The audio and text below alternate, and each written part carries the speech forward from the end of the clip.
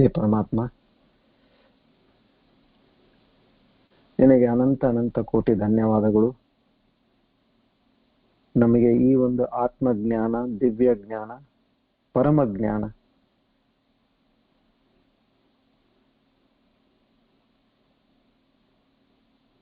ನಾವು ಇದರ ಪಾತ್ರರು ಅಂತ ನೀನು ತೀರ್ಮಾನ ಮಾಡಿ ನಮಗೆ ಕೊಟ್ಟಿದ್ದೀಯಾ. ಈ ಜ್ಞಾನ ನಮ್ಮಲ್ಲಿ ಸ್ಥಿರವಾಗಿ ನಮ್ಮ ಅನುಭವಕ್ಕೆ ಬರುವಂತೆ ನೀನೇ ಮಾಡ್ಬೇಕಪ್ಪ ತಂದೆ. ಎಲ್ಲ ಗುರುಗಳಿಗೂ ಕೂಡ ನಮ್ಮ ಸಾಷ್ಟಾಂಗ ನಮಸ್ಕಾರ ಮತ್ತು ಕೃತಜ್ಞತೆಗಳು.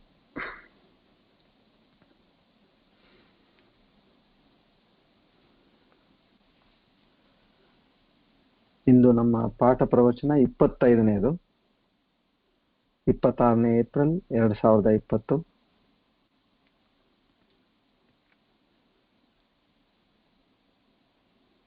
ಶರ್ವರಿ ನಾಮ ಸಂವತ್ಸರ, ಉತ್ತರಾಯಣ, ವಸಂತ ಋತು, ಚೈತ್ರ ಮಾಸ, ವಸಂತ ಋತು, ವೈಶಾಖ ಮಾಸ, ಶುಕ್ಲ ಪಕ್ಷ, ಅಕ್ಷಯ ತೃತೀಯ. ಇವತ್ತು ಬಹಳ ಒಂದು ವಿಶೇಷವಾದ ದಿನ ಇದು. ನೋಡಿ, ಭಗವಂತ ಹೇಗೆ ನಮಗೆ ಇದು ಮಾಡ್ದ. ಇದು ಆತನೇನು 9 ಆಶೀರ್ವಾದಗಳು ಅಂತ ನಾವೇನು ಮಾತಾಡಿದ್ವಿ, ಅದು ಇವತ್ತಿನ ದಿನ ನಮಗೆ ಕೇಳಲಿಕ್ಕೆ ಸಿಗ್ತಾ ಇದೆ. ಬಹಳ ರೇರ್ ಕೋಇನ್ಸಿಡೆನ್ಸ್ ಇದು ಕೂಡ. ಸೊ ಅಕ್ಷಯ ತೃತೀಯ ನಿಮ್ಗೆಲ್ಲರಿಗೂ ಗೊತ್ತಿದ ಹಾಗೆ ಗಂಗೆ ತಾಯಿ ಇವತ್ತು ಭೂಮಿಗೆ ಬಂದಿದ್ದ ದಿನ. ಮಹಾಭಾರತದ ರಚನೆ ಇಂದು ಪ್ರಾರಂಭವಾಯಿತು. ಪರಶುರಾಮರ ಒಂದು ಜನ್ಮ ಇಂದು ಆಯಿತು. ಸುಧಾಮ ಕೃಷ್ಣನ್ನು ಭೇಟಿಯಾಗಿದ್ದೆಂದು. ಸತ್ಯಯುಗದ ಕೊನೆಯ ದಿನ ಇಂದು.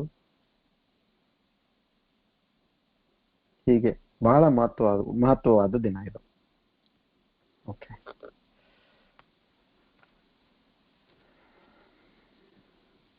ಇವಾಗ ನಮ್ಮ ಮಾನವ ಜನ್ಮದ ಮಹಾತ್ಮೆ ಏನು ಅದು ಒಂದು ತಿಳ್ಕೊಳ್ಳೋಣ. ಎರಡನೇದು, ಈ ಒಂದು 9 ನಮಗೇನು ಆಶೀರ್ವಾದ ಅಂತಾರೆ, ಬ್ಲೆಸ್ಸಿಂಗ್ಸ್ ಅಂತಾರೆ, ಭಗವಂತ ಕೊಟ್ಟಿದ್ದು. ಇದರಲ್ಲಿ ನಾವಿವತ್ತು ಎಲ್ಲಿದ್ದೀವಿ ಅಂತ ಅದನ್ನು ತಿಳ್ಕೊಳ್ಳೋಣ ಇವತ್ತು. ಇವಾಗ ನೀವು ಒಂದೂರಿಂದ ಇನ್ನೊಂದೂರಿಗೆ ಹೋಗ್ಬೇಕು ಅನ್ಕೊಂಡ್ರೆ, ಇವಾಗ ಹಿಂಗೆ ಗಂಗಾವತಿಯಿಂದ ನೀವು ಬೆಂಗಳೂರಿಗೆ ಹೋಗ್ಬೇಕು. ನೀವು ಯಾವ ಊರಲ್ಲಿ ಇದ್ದೀರಿ ಅಂತ ಗೊತ್ತಾದ್ರೆ ನಿಮಗೆ ಇನ್ನ ಎಷ್ಟು ನಿಮಗೆ ಪ್ರಯಾಣಕ್ಕೆ ಎಷ್ಟು ಕಿಲೋಮೀಟರ್ಸ್ ಉಳಿದಿದೆ, ಎಷ್ಟು ಸಮಯ ಆಗ್ಬೋದು, ಇದೆಲ್ಲ ನೀವು ಪ್ಲಾನ್ ಮಾಡ್ಲಿಕ್ಕೆ ಅನುಕೂಲ ಆಗುತ್ತಲ್ಲ. ಯಾರಾದ್ರೂ ಅಲ್ಲಿ ಕೇಳ್ತಿರ್ತಾರೆ, ಯಾವಾಗ ಬರ್ತೀರಿ, ಯಾವಾಗ ಮುಟ್ತೀರಿ ಅಂತಂದ್ರೆ, ನಾನು ಇಲ್ಲಿದ್ದೀನಪ್ಪ, ಇವಾಗ ಇಲ್ಲಿ ಚಿತ್ರದುರ್ಗ ದಾಟ್ಬಿಟ್ಟಿನಿ, ಸೊ ಇನ್ನ ಇಷ್ಟು ಟೈಮ್ನಾಗ ಬರ್ತೀನಿ ಅಂತ ನಾವು ಹೇಳೋದಕ್ಕೆ ಅನುಕೂಲ ಆಗತ್ತೆ. ಸೊ ಹೀಗೆ ನಮ್ಮ ಒಂದು ಜರ್ನಿ, ನಮ್ಮ ಜನ್ಮದಿಂದ ಈಗ ಮುಕ್ತಿಯವರೆಗೆ ನಾನು ಎಲ್ಲಿದ್ದೀನಿ ಇವತ್ತಿನ ದಿನಕ್ಕೆ, ಬಾಕಿದ್ ನಾನು ಏನ್ ಮಾಡ್ಬೇಕು ಅದಕ್ಕೆ ಇವತ್ತೆಲ್ಲ ನಾವೊಂದು ಪ್ಲಾನ್ ಮಾಡೋಣ ಇವಾಗ. ಓಕೆ, ಮೊದಲನೇದಾಗಿ ಸ್ಟ್ರೇಟ್ ಅಲ್ಲಿಗೆ ಹೋಗೋಣ. ಆಮೇಲೆ ಮತ್ತೆ ಇದು ಮುಗಿದ್ಮೇಲೆ ಮತ್ತೆ ನಾವು ಶ್ಲೋಕಕ್ಕೆ ಬರೋಣ. ಜಂತೂನಾಂ ನರ ಜನ್ಮ ದುರ್ಲಭಮತ ಪುಂಸ್ತ್ವಂ ತತೋ ವಿಪ್ರತಾ ತಸ್ಮಾದ್ವೈದಿಕ ಧರ್ಮ ಮಾರ್ಗ ಪರತಾ ವಿದ್ವತ್ವಮಸ್ಮಾತ್ ಪರಂ ಆತ್ಮಾನಾತ್ಮ ವಿವೇಚನಂ ಸ್ವನುಭವೋ ಬ್ರಹ್ಮಾತ್ಮನ ಸಂಸ್ಥಿತಿ ಮುಕ್ತಿರ್ನೋ ಶತಜನ್ಮ ಕೋಟಿ ಸುಕೃತೈಃ ಪುಣ್ಯೈರ್ವಿನಾ ಲಭ್ಯತೆ.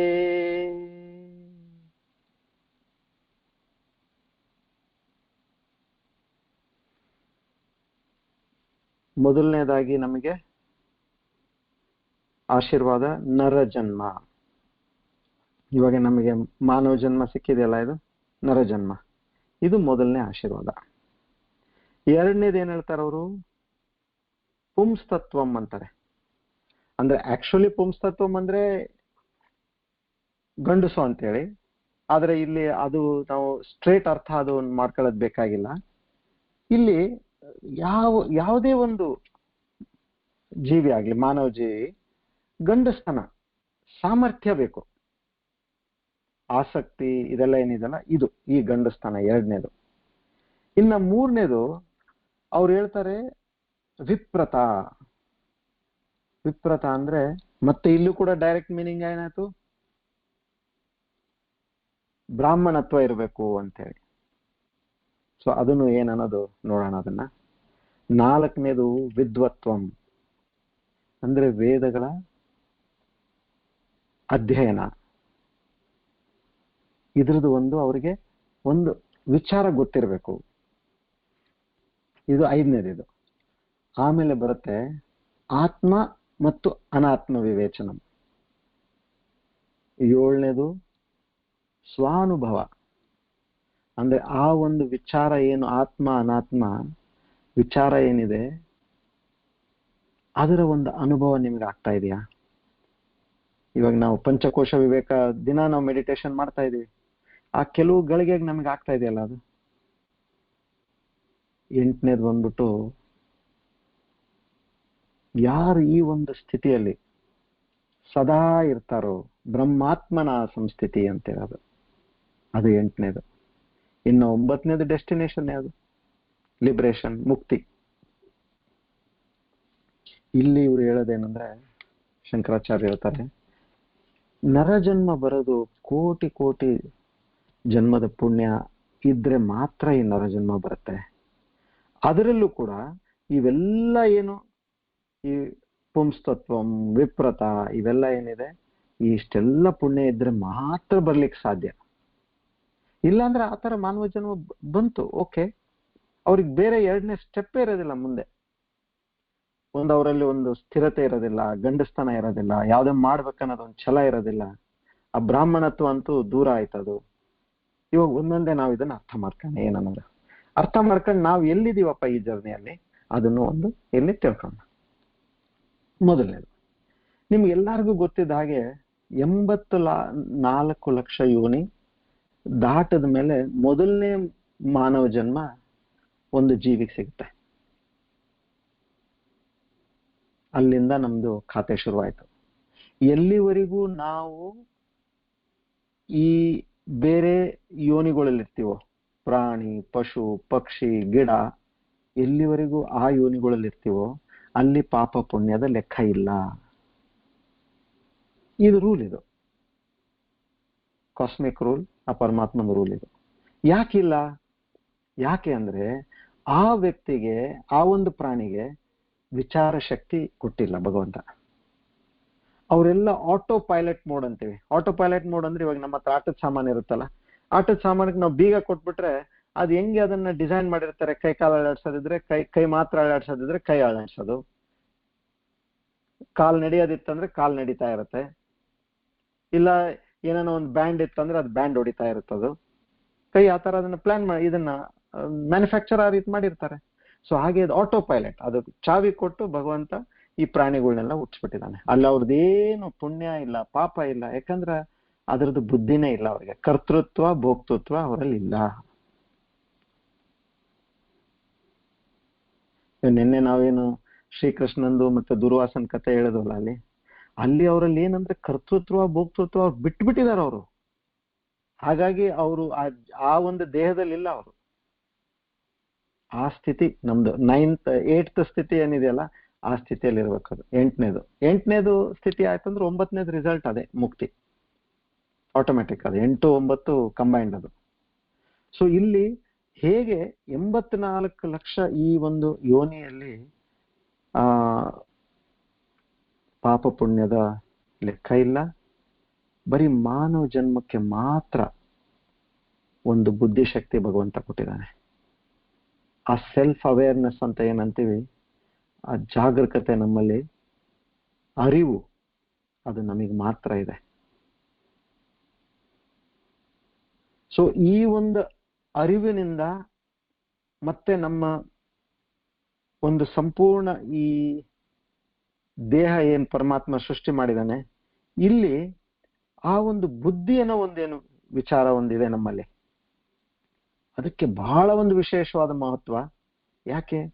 ಈ ಒಂದು ಜೀವಿ ಮಾತ್ರ ಉನ್ನತ ಏನು, ನೀಚ ಏನು, ನಾನು ಯಾವ್ದು ಮಾಡಿದ್ರೆ ಒಳ್ಳೇದು, ಯಾವ್ದು ಮಾಡಿದ್ರೆ ಕೆಟ್ಟದು ಅಂತ ವಿಚಾರ ಮಾಡೋ ಶಕ್ತಿ ಈ ಒಂದು ಮಾನವ ಜನ್ಮಕ್ಕೆ ಮಾತ್ರ ಇದೆ. ಸೊ ಹಾಗಾಗಿ ಮಾನವರು ಕೇಳ್ತಾರೆ, ನಾನು ಯಾರಪ್ಪ, ನನ್ನ ನಿಜ ಸ್ವರೂಪ ಏನು, ನಂದು ಜೀವನದಲ್ಲಿ ನಂದು ಪರ್ಪಸ್ ಏನು, ನಂದು ದೇಹ ಪರ್ಪಸ್ ಏನು, ನಂದು ಇಷ್ಟು ಒಂದು ಸುಂದರವಾದ ಒಂದು ನನಗೆ ಜಗತ್ತು ಕಾಣಿಸ್ತಾ ಇದೆ. ಈ ಜಗತ್ತಿನ ರಚನಾಕಾರ ಯಾರು? ಇದು ಯಾವ ರೀತಿ ರಚನೆ ಆಗಿದೆ ಇದು ಜಗತ್ತು? ನಮ್ಮ ಬ್ರಹ್ಮಾಂಡ ಏನು, ಬ್ರಹ್ಮಾಂಡದ ಹೊರಗಡೆ ಏನಿದೆ, ನಂದು ಮತ್ತೆ ಆ ಭಗವಂತಂದು ಸಂಬಂಧ ಏನು, ಇದೆಲ್ಲ ಕೇಳ್ತಕ್ಕಂಥದ್ದು ಒಂದೇ ಒಂದು ಜೀವಿ ಇಡೀ ಬ್ರಹ್ಮಾಂಡದಲ್ಲಿ, ಅದು ಮಾನವ ಮಾತ್ರ ಕೇಳ್ತಾ ಇದ್ದಾನೆ.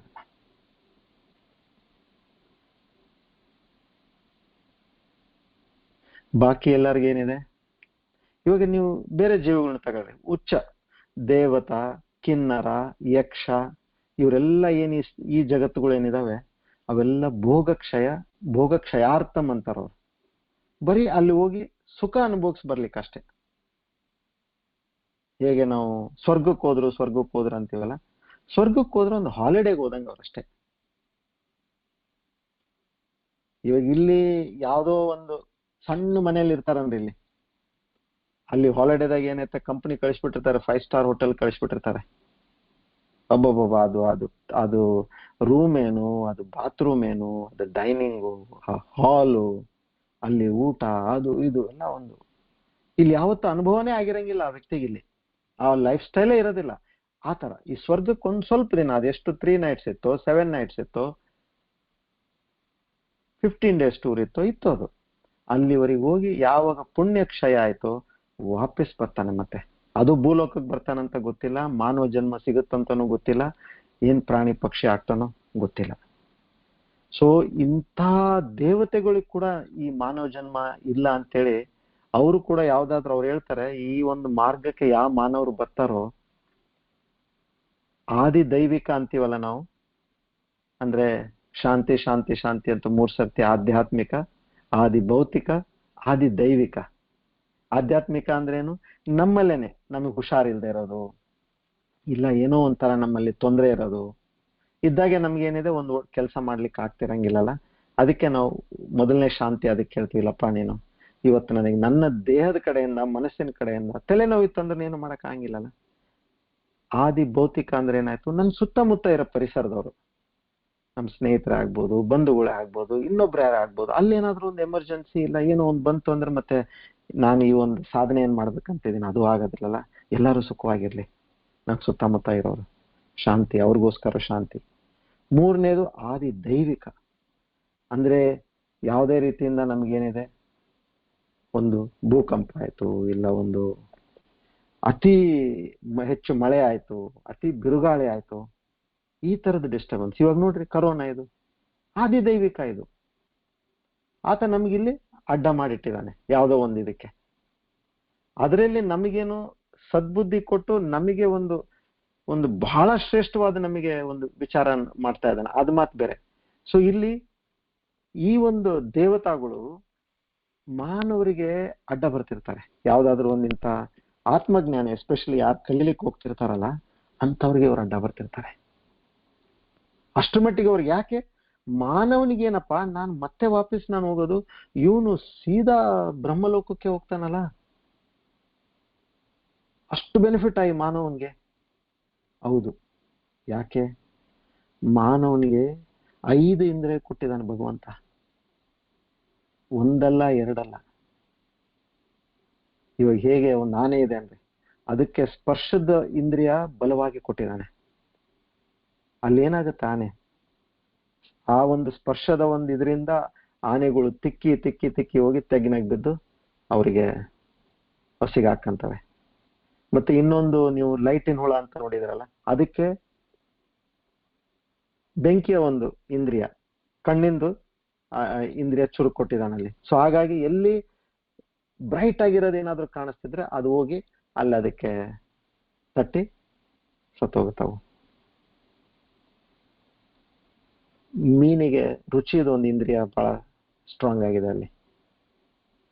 ಸೊ ಹಾಗಾಗಿ ಏನಾದ್ರು ಯಾರಾದ್ರೂ ಮೇಲಿಂದ ಮೀನ್ ಹಿಡಿಯೋರು ಹೋದವ್ರು ಏನಂದ್ರೆ ಒಂದು ಸಣ್ಣ ಹುಳ ಅದಕ್ಕೆ ಏನಿದೆ ಮೀನ್ ಹಿಡಿಯೋ ಒಂದು ಇದಕ್ಕೆ ಇನ್ಸ್ಟ್ರೂಮೆಂಟಿಗೆ ಅವರು ಇಟ್ಟು ಕೆಳಗೆ ಬಿಡ್ತಾರೆ ನೀರಲ್ಲಿ, ಅದು ತಿನ್ಲಿಕ್ಕೆ ಹೋಗಿ ಅಲ್ಲಿ ಸಿಗಾಕೊಂಡು ಅದು ಸಾಯ್ತದೆ. ಒಂದಲ್ಲ ಎರಡಲ್ಲ, ಮಾನವನಿಗೆ 5 ಇಂದ್ರಿಯಗಳು. ಈ ಇಂದ್ರಿಯಗಳು ಆತ ಹೇಳ್ತಾನೆ, ನಾನು ಕೊಟ್ಟಿದ್ದೀನಿ, ಚಾಲೆಂಜು ಕೊಟ್ಟಿದ್ದೀನಿ, ನಿಮ್ಗೆ ಅದ್ರ ತಕ್ಕಂತ ರಿವಾರ್ಡು ಕೊಟ್ಟಿದ್ದೀನಿ. ಇವಾಗ ಲಕ್ಷ ರೂಪಾಯಿ ಲಾಟ್ರಿಗೆ 10 ರೂಪಾಯಿ ಬೆಲೆ ಇದೆನ್ರಿ ಟಿಕೆಟ್ಗೆ. ಕೋಟಿ ರೂಪಾಯಿ ಲಾಟ್ರಿಗೆ ಅದೇ 10 ರೂಪಾಯಿ ಇರಂಗಿಲ್ಲಲ್ಲ, 100 ರೂಪಾಯಿನೋ ಇರುತ್ತೋ ಇಲ್ಲ 200 ಇರುತ್ತೋ, ಜಾಸ್ತಿ ಇರುತ್ತಲ್ಲ. ಸೊ ಇಲ್ಲಿ ನಮಗೆ ಎಷ್ಟು ಚಾಲೆಂಜ್ ಕೊಟ್ಟಿದ್ದಾನೋ ಭಗವಂತ, ಅದಕ್ಕಿಂತ ಹೆಚ್ಚು ಏನಿದೆ ನಮಗೆ ಇಲ್ಲಿ ಫಲ ಕೂಡ ಕೊಟ್ಟಿದ್ದಾನೆ.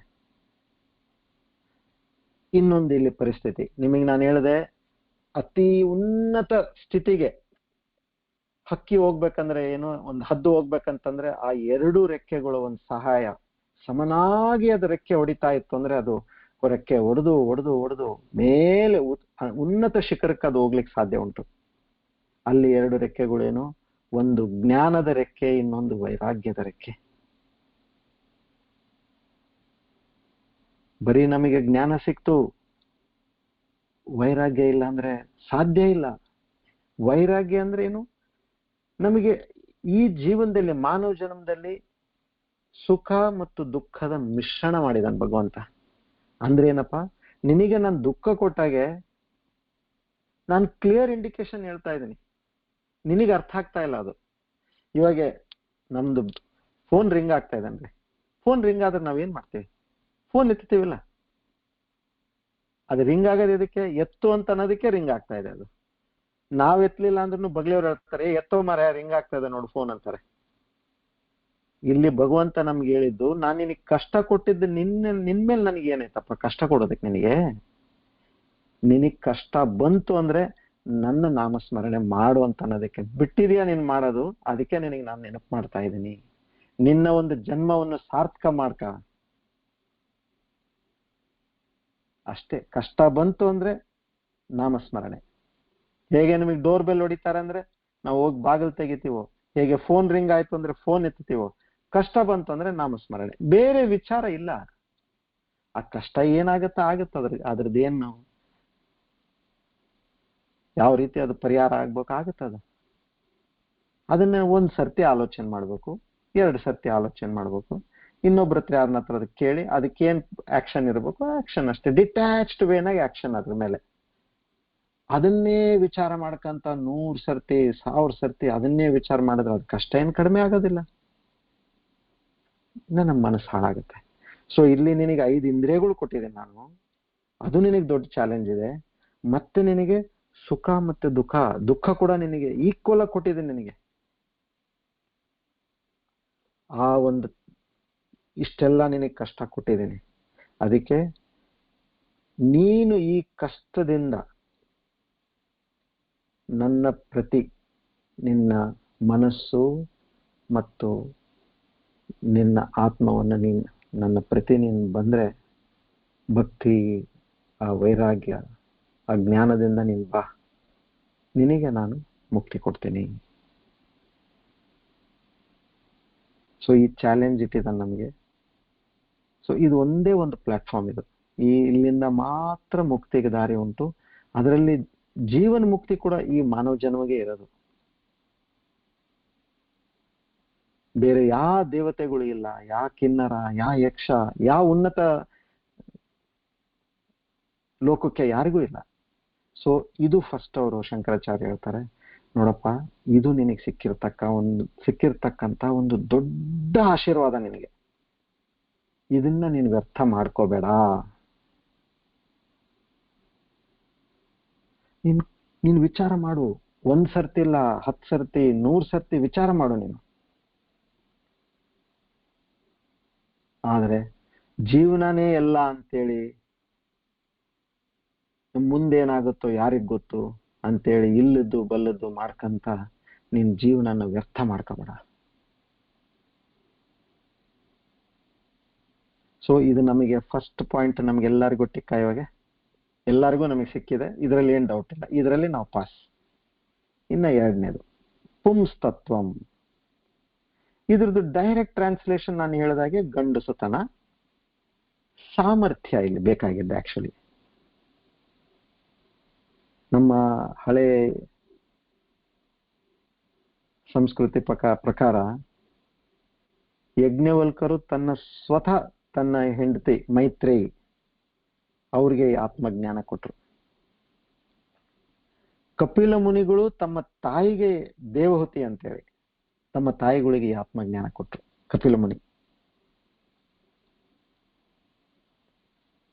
ಗಾರ್ಗಿ ಅಂತ ಏನು ಅವರು ಯಜ್ಞವಲ್ಕರ ಟೈಮಲ್ಲಿ ಈ ಜನಕರ ಸಭೆಯಲ್ಲಿ ಗಾರ್ಗಿ ಅವರು ಯಜ್ಞವಲ್ಕನ ಸೋಲಿಸ್ತಾರೆ ಈ ಆತ್ಮ ವಾದ ವಿವಾದದಲ್ಲಿ. ಕೂಡಲ ಎಂಬ ಒಂದು ಹೆಂಗಸು ತನ್ನ ರಾಜನಾದ ಗಂಡನಿಗೆ ಕೂಡಲ ಎಂಬ ಒಂದು ಹೆಂಗಸು ಆತ್ಮವಿದ್ಯೆ ಕೊಡ್ತಾಳೆ. ಸೊ ಇಲ್ಲಿ ಶಾಸ್ತ್ರದ ಪ್ರಕಾರ ಇದು ನಮ್ಮಲ್ಲಿ ಎಲ್ಲ ಒಂಥರ ಅಪನಂಬಿಕೆ ಏನೇನೋ ಮಾಡಿದ್ದಾರೆ. ಗಂಡಸರಿಗೆ ಎಷ್ಟು ಹಕ್ಕಿದೆಯೋ ಹೆಂಗಸರಿಗೂ ಅಷ್ಟೇ ಹಕ್ಕಿದೆ ಎಲ್ಲ ಮಾಡ್ಲಿಕ್ಕೆ. ಈ ಲಿಂಗ ಮಧ್ಯೆ ಬರೋದಿಲ್ಲ. ಆತ್ಮಕ್ಕೆ ಯಾವುದು ಲಿಂಗ ಇಲ್ಲ.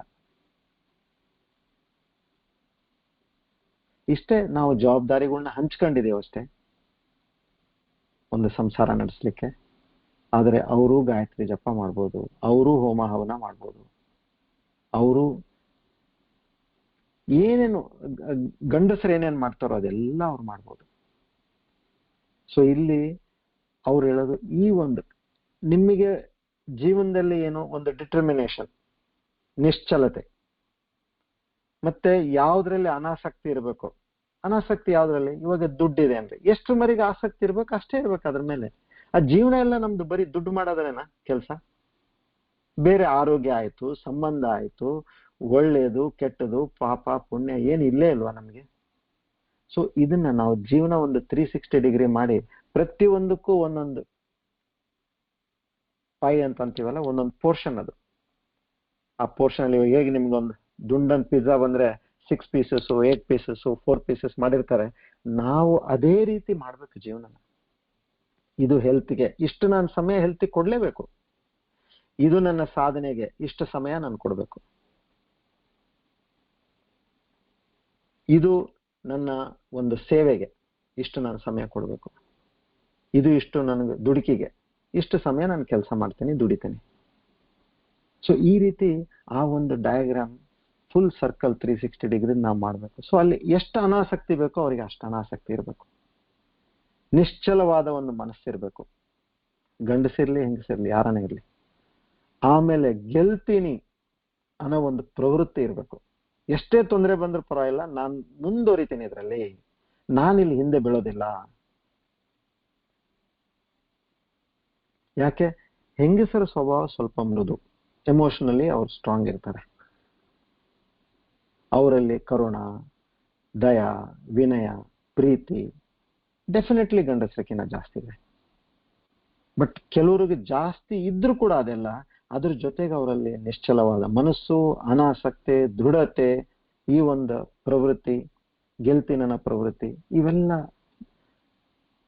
ಯಾರಿಗಿರುತ್ತೋ ಅವರು ಇನ್ನ ಎರಡನೇ ಒಂದು ಆಶೀರ್ವಾದ ಅವರಿಗೆ. ಇವಾಗ ಏನ್ ಮಾಡ್ತೀರಾ? ಗಂಡಸರೇ ಇರ್ತಾರೆ ಕೆಲವರು, ಕೆಲ್ಸಕ್ಕೆ ಬರ್ಲಾರ್ದೆ ಇರ್ತಾರೆ, ಏನು ಮಾಡಕ್ ಆಗಂಗಿಲ್ಲ ಅವ್ರಿಗೆ, ಹೆಂಗಸರ ಕೆಲ್ಸಾನು ಮಾಡಕ್ ಬರಂಗಿಲ್ಲ. ಅಂತವ್ರನ್ನ ನಾವು ನೋಡಿದೀವಲ್ಲ. ಪಾಪ ಏನ್ ಮಾಡ್ತೀರ ಅವ್ರಿಗೆ? ಅವ್ರದ್ದು ಜೀವನ ಮಾನವ ಜನ್ಮರಾಗಿದ್ದಾರೆ, ಅಲ್ಲಿ ಅವರಲ್ಲಿ ಆ ಒಂದು ಶಕ್ತಿನೇ ಇಲ್ಲ ಏನು ಮಾಡ್ಬೇಕನ್ನೋದು. ಅಲ್ಲೇನಾಯ್ತು? ಇಲ್ಲಿ ಎರಡನೇ ಪಾಯಿಂಟ್ ಅಲ್ಲೇ ಫೇಲ್ ಆದ್ರು ಅವರು. ಯಾಕೆ? ಅವರೆಲ್ಲ ದೃಢತೆ ಇಲ್ಲಲ್ಲ. ಇವಾಗ ನೀವು ಆತ್ಮಜ್ಞಾನ ಪಡಿಬೇಕಂದ್ರೆ ಏನು ಓದ್ ತಕ್ಷಣ ಅರ್ಥ ಆಗ್ಬಿಡತ್ತಾ? ಅದು ಕಷ್ಟಪಡ್ಬೇಕು. ಈ ಎಲ್ಲ ನಾವು ಸಾಧನ ಚತುಷ್ಟಯ ಅಂತ ನಾನು ಹೇಳಿದ್ನಲ್ಲ ನಿಮಗೆ, ವಿವೇಕ ಶಕ್ತಿ, ವೈರಾಗ್ಯ, ಮತ್ತೆ ಶಮ, ದಮ, ಉಪರಮ, ತಿತಿಕ್ಷ, ಶ್ರದ್ಧಾ, ಸಮಾಧಾನ, ಆಮೇಲೆ ಮುಮುಕ್ಷತ್ವ, ಇವೆಲ್ಲ ಅವರೆಲ್ಲ ಕ್ವಾಲಿಟೀಸ್ ಇರಬೇಕು. ಅಲ್ಲಿ ಕಷ್ಟಪಡ್ಬೇಕಲ್ಲ. ಶಮದಮ ಅಂದ್ರೆ ಏನು? ಮನಸ್ಸು ಕಂಟ್ರೋಲ್ ಮಾಡೋದು, ಇಂದ್ರಿಯ ಕಂಟ್ರೋಲ್ ಮಾಡೋದು. ಇವೆಲ್ಲ ಸಾಮಾನ್ಯ ಅಲ್ಲ. ಇದು ಛಲ ಮತ್ತೆ ಆ ಒಂದು ದೃಢತೆ. ಸೊ ಇದು ಎರಡನೇದು. ಇವಾಗ ನಾವು ಸಾಕಷ್ಟು ಜನ ಇವಾಗ ನಮ್ಮಲ್ಲಿ ಗಂಡಸರು ಇದೀವಿ, ಹೆಂಗಸರು ಇದೀವಿ, ಇಷ್ಟೆಲ್ಲ ಜನ ಇದೀವಲ್ಲ. ಇಲ್ಲಿ ಏನಿದೆ ನಮ್ಮಲ್ಲಿ? ಆ ಒಂದು ಆಸಕ್ತಿ ಇದೆ, ಈ ಒಂದು ಆತ್ಮಜ್ಞಾನ ಪಡಿಬೇಕು ಅಂತ. ಇಲ್ಲಿ ನಮಗೆ ಲಿಂಗದ ಭೇದ ಇಲ್ಲೇ ಇಲ್ಲ. ಸುಮ್ನೆ ಇದು ಬರ್ಲಿಕ್ಕೆ ನಾನು ನೋಡ್ತಾ ಇದ್ದೀನಿ. ಇವಾಗ 25ನೇ ದಿನ ಕೆಲವರು ಇದಾರೆ, ಒಂದು ಕ್ಲಾಸು ಮಿಸ್ ಮಾಡಿಲ್ಲ. ಎಷ್ಟು ಒಂದು ದೃಢ ಮನಸ್ಸು ಅವರಲ್ಲಿ. ಗಂಡಸರಲ್ಲಾಯ್ತು, ಹೆಂಗಸರಲ್ಲಾಯ್ತು. ಅದು ಪುಂಸತ್ವಂ ಅಂದ್ರೆ ಅದು ಗಂಡಸ್ತನ. ನಾನು ಇದನ್ನ ಮಾಡ್ತೀನಪ್ಪ, ನನಗಿದು ಧೈರ್ಯ ಐತೆ, ನನ್ನಲ್ಲಿ ಶಕ್ತಿ ಐತೆ, ಇದನ್ನ ಎಷ್ಟೇ ಕಷ್ಟಪಡ್ಲಿ, ಇದಕ್ಕೆ ನಾನು ಸಮಯ ಏನೈತೆ, ನಾನು ಇದನ್ನ ತೆಗೆದಿಟ್ಕೊಂಡಿದ್ದೀನಿ, ಇದಕ್ಕಿಂತ ದೊಡ್ಡ ಕೆಲಸ ಯಾವುದೇ ಇಲ್ಲ, ನಾನು ಇದನ್ನ ಮಾಡ್ತೀನಿ. ಸೊ ನೋಡಿ, ನಾವೆಲ್ಲರೂ ಯಾರು ಇದನ್ನ ಶ್ರದ್ಧೆಯಿಂದ ಕೇಳ್ತಾ ಇದೀವಿ, ಇದು ಎರಡನೇದ್ರಲ್ಲೂ ಕೂಡ ನಮಗೆಲ್ಲರಿಗೂ 100% ಮಾರ್ಕ್ಸ್ ಟಿಕ್. ಪುಂಸತ್ವಂ. ಇನ್ನು ಮೂರನೇದು ವಿಪ್ರತ. ಅಂದ್ರೇನು? ಬ್ರಾಹ್ಮಣತ್ವ. ಬ್ರಾಹ್ಮಣತ್ವ ಅಂದ್ರೇನು? ಆ ಪರಮಾತ್ಮನ ವಿಚಾರ ತಿಳಿಲಿಕ್ಕೆ ಯಾರಿಗೆ ಆಸಕ್ತಿ ಇದೆಯೋ ಆತ್ಮೇ ಬ್ರಾಹ್ಮಣ. ಬ್ರಹ್ಮೈವ ಇತಿ ಜಾನಾತಿ ಇತಿ ಬ್ರಾಹ್ಮಣ. ಇದು ವೇದಗಳೇ ಹೇಳ್ತಾ ಇದ್ದಾರೆ. ಯಾರ ಬ್ರಹ್ಮನ ವಿಚಾರ ಮಾಡ್ತಾರೋ, ಯಾರ ಪರಮಾತ್ಮನ ವಿಚಾರ ಮಾಡ್ತಾರೋ ಆತನೇ ಅಪ್ಪ ಬ್ರಾಹ್ಮಣ. ಇನ್ನ ಯಾಕೆ ನಿಮಗೆ ಭಗವಂತನ ಶ್ರೀಕೃಷ್ಣನೇ ಹೇಳ್ತಾನೆ, 4ನೇ ಚಾಪ್ಟರ್ 13ನೇ ಶ್ಲೋಕ, ಚಾತುರ್ವರ್ಣ್ಯಂ ಮಯಾ ಸೃಷ್ಟಂ ಗುಣಕರ್ಮ ವಿಭಾಗಶಃ ತಸ್ಯ ಕರ್ತಾರಮಪಿ ಮಾಂ ವಿದ್ಯ ಕರ್ತಾರಮವ್ಯಯಂ. ಅಂದ್ರೇನು? 4 ತರದ ಸೊಸೈಟಿಯಲ್ಲಿ 4 ಭಾಗಗಳಿದಾವೆ, ಬ್ರಾಹ್ಮಣ, ಕ್ಷತ್ರಿಯ, ವೈಶ್ಯ, ಶೂದ್ರ. ಇವ್ರನ್ನ ನಾನು ಯಾವ ರೀತಿ ಇವರಿಗೆ ಭಾಗ ಮಾಡಿದ್ದೀನಿ? ಅವರವರ ಗುಣಗಳ ಪ್ರಕಾರ ನಾನು ಭಾಗ ಮಾಡಿದ್ದೀನಿ. ಸತ್ವ, ರಜಸ್, ತಮಸ್. ಯಾರ್ಯಾರಿಗೆ ಮತ್ತೆ ಅದಕ್ಕೆ ಅಷ್ಟೇ ಅಲ್ಲ. ಇವಾಗ ನಮ್ಮ ಹತ್ರ ಕೆಲಸ ಮಾಡಕ್ ಒಬ್ರು ಬಂದ್ರಂದ್ರೆ ಅವನ್ನ ನಾವೇನ್ ಜಾತಿ ನೋಡಿ ಅವನಿಗೆ ಕೆಲಸ ಕೊಡ್ತೀವ, ಏನ್ ಗುಣ ನೋಡಿ ಕೆಲಸ ಕೊಡ್ತೀವ? ಇವಾಗ ಒಬ್ಬನು ಶೂದ್ರನೇ ಇರ್ಬೋದು, ಲೆಕ್ಕದಲ್ಲಿ ಬಹಳ ಚುರುಕಿದಾನೆ, ಅವನಿಗೆ ಲೆಕ್ಕ ಮಾಡೋ ಕೆಲಸ ಕೊಡ್ತೀವಿ ನಾವು. ಇವಾಗ ಬ್ರಾಹ್ಮಣನೇ ಇದಾನನ್ರಿ, ಅವನು ಹೋಟ್ಲಾಗ ವೇಟರ್ ಆಗಿರ್ತಾನೆ. ಯಾಕೆ? ಅವನ್ಗೆ ಅದೇ ಬರೋದು, ಅದ್ ಬಿಟ್ರೆ ಬೇರೆ ಕೆಲಸ ಬರಂಗಿಲ್ಲ ಅವನ್ಗೆ, ಇಲ್ಲ ಬೇರೆ ಏನೋ ಒಂದು ಕೆಲಸ ಮಾಡ್ಕೊಂಡಿರ್ತಾನೆ. ಸೊ ಇಲ್ಲಿ ಆಕ್ಚುಲಿ ನಮ್ಗೆ ಏನಾಗಿದ್ದಂದ್ರೆ ಬ್ರಿಟಿಷ್ ಕಾಲದಲ್ಲಿ ಅವರು ನಮ್ಮಲ್ಲಿ ನಮ್ಮ ಸಮಾಜವನ್ನು ಒಡಿಲಿಕ್ಕೆ ಅವ್ರು ಮಾಡಿರ್ತಕ್ಕಂಥದ್ದು ಇದು. ಸೊ ಅದಕ್ಕೆ ನಾವು ನಮ್ಮ ಮನಸ್ಸಿನಲ್ಲಿ ಅದೇ ಬಿದ್ದಿದೆ, ಇಲ್ಲಪ್ಪ ಬ್ರಾಹ್ಮಣರಂದ್ರೆ ಹಿಂಗೆ, ಅವರು ಬಹಳ ಪೂಜನೀಯ, ಅವ್ರಿಗೆ ಅವನೇನ ಮಾಡ್ತಿರ್ಲಿ ಪಾಪ. ಇನ್ನೊಬ್ಬನ ನಾವು ಯಾವುದೋ ಒಂದು ವೈಶ್ಯ ಆಗ್ಲಿ ಶೂದ್ರ ಆಗ್ಲಿ ಒಂದ್ ದಿವ್ಸಕ್ಕೆ ಒಂದ್ಸರ್ತಿ ಗಾಯತ್ರಿ ಮಂತ್ರ ಹೇಳೋದು, ಜಪ ಮಾಡೋದು ಏನೇನು ಇರುತ್ತೆ, ಅವನ್ ಏನು ಮಾಡ್ತಿರಂಗಿಲ್ಲ, ಮಾಂಸ ತಿಂತಿರ್ತಾನೆ, ಕುಡಿತಿರ್ತಾನೆ, ಎಲ್ಲ ಮಾಡ್ತಿರ್ತಾನೆ. ಸೊ ನಿನ್ನ ಭಗವಂತನ ಪ್ರತಿ ಏನ್ ಶ್ರದ್ಧೆ ಇದೆ, ಯಾರಲ್ಲಿ ಕರುಣ ಇದೆ, ಸಾತ್ವಿಕ ಗುಣಗಳು ಯಾರ್ಯಾರಲ್ಲಿದೆ, ಪ್ರಶಾಂತತೆ ಇದೆ, ಆತ್ಮ ಸಂಯಮ ಇದೆ, ಒಂದು ಕಟ್ಟುನಿಟ್ಟಿದೆ, ಒಂದು ಕರುಣಾ ಭಾವ ಇದೆ, ಒಂದು ನಿಷ್ಕಲ್ಮಶ ಭಾವ ಇದೆ, ಇದು ಯಾರ್ಯಾರಲ್ಲಿದೆಯೋ ಅವನು ಬ್ರಾಹ್ಮಣಪ್ಪ. ಅವನು ಜನ್ಮದಿಂದ ಬ್ರಾಹ್ಮಣ, ವೈಶ್ಯ, ಶೂದ್ರ ಯಾರು ಆಗೋದಿಲ್ಲ ಅಂತ ಇದು ಕೃಷ್ಣ ಪರಮಾತ್ಮ ಸ್ಪಷ್ಟವಾಗಿ ಹೇಳ್ಬಿಟ್ಟಿದ್ದಾನೆ. ಜನ್ಮದಿಂದ ಅಲ್ಲ, ಅವ್ರ ಗುಣದಿಂದ, ಅವ್ರು ಮಾಡ್ತಕ್ಕಂಥ ಕಾರ್ಯದಿಂದ ಅವರ ಜಾತಿ ನಿಯಮಿತ ಆಗುತ್ತೆ. ಸೊ ಇಲ್ಲಿ ನಮಗೆ ಆ ಒಂದು ಎಲ್ಲ ಈ ಗುಣಗಳು ನಾವೇನ್ ಹೇಳಿದ್ವಿ ಅದೆಲ್ಲ ನಮ್ಮ ಹತ್ರ ಇದೆಯಾ ಅಂತಾನೆ ನಾವು ಭಗವಂತನ ಕೇಳ್ತಾ ಇದೀವಲ್ಲ.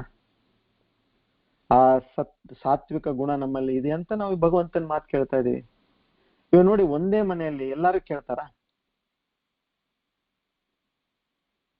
ಹೆಂಡತಿಗೆ ಇಂಟ್ರೆಸ್ಟ್ ಇರುತ್ತೆ, ಗಂಡಂಗೆ ಇರೋದಿಲ್ಲ, ಇಲ್ಲ ಗಂಡಂಗೆ ಇಂಟ್ರೆಸ್ಟ್ ಇರುತ್ತೆ, ಹೆಂಡತಿಗೆ ಇರಂಗಿಲ್ಲ, ಗಂಡ ಹೆಂಡತಿಗೆ ಇಂಟ್ರೆಸ್ಟ್ ಇರುತ್ತೆ, ಮಕ್ಕಳಿಗೆ ಇರಂಗಿಲ್ಲ. ಒಬ್ಬ ಅಣ್ಣಂಗಿರುತ್ತೆ, ಇನ್ನೊಬ್ಬಿಗೆ ತಮ್ಮಂಗಿರಂಗಿಲ್ಲ, ಇಲ್ಲ ತಮ್ಮಂಗಿರುತ್ತೆ, ಇನ್ನೊಬ್ಬ ಅಣ್ಣಂಗಿರಂಗಿಲ್ಲ. ಆಗುತ್ತಲ್ಲ ಇದು. ಯಾಕೆ? ಅವ್ರ ಟೆಂಪರ್ಮೆಂಟ್ ಬೇರೆ ಇದೆ. ಅವ್ರವ್ರ ತಮ್ಮ ಒಂದು ಕರ್ಮದ ಒಂದು ಫ್ಯಾಬ್ರಿಕ್ ಉಟ್ಕೊಂಡು ಬಂದಿದ್ದಾರೆ ಅವರು.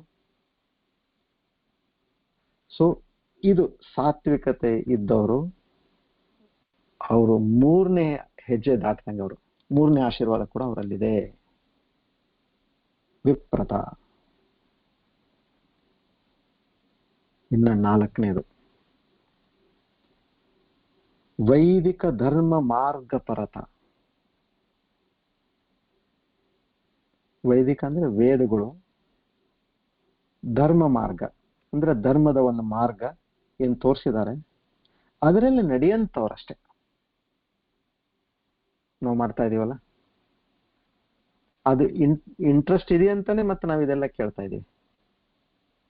ಇಲ್ಲ ನಮ್ಗೆ ಅಲ್ಲಿ ಇಲ್ಲಿ ಏನಾದ್ರೂ ಗೊತ್ತಿಲ್ಲ, ತಪ್ಪಾಗಿತ್ತು ಅಂದ್ರೆ ತಿದ್ಕಂತೀವಿ, ನಾವು ನಮ್ ಜೀವನನ ನಾವು ಸರಿ ಮಾಡ್ಕಂತೀವಿ ಅಂತ ಅಂದಿದ್ದಕ್ಕೆ ಅಲ್ಲ ಇಷ್ಟೆಲ್ಲ ನಾವು ಕೇಳೋದು.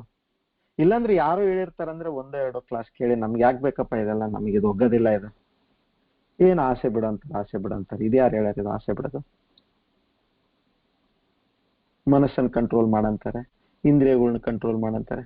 ಅಂದ್ರೆ ನಾವು ತಿನ್ನೋದು ಉಣೋದು ಎಲ್ಲ ಬಿಟ್ಬಿಟ್ಟು ನಾವು ಏನಾಗ್ಬಿಟ್ಟು ನಾವು ಹಿಂಗ್ ಮಾತಾಡೋರು ಮಾತಾಡ್ತಾರಲ್ಲ.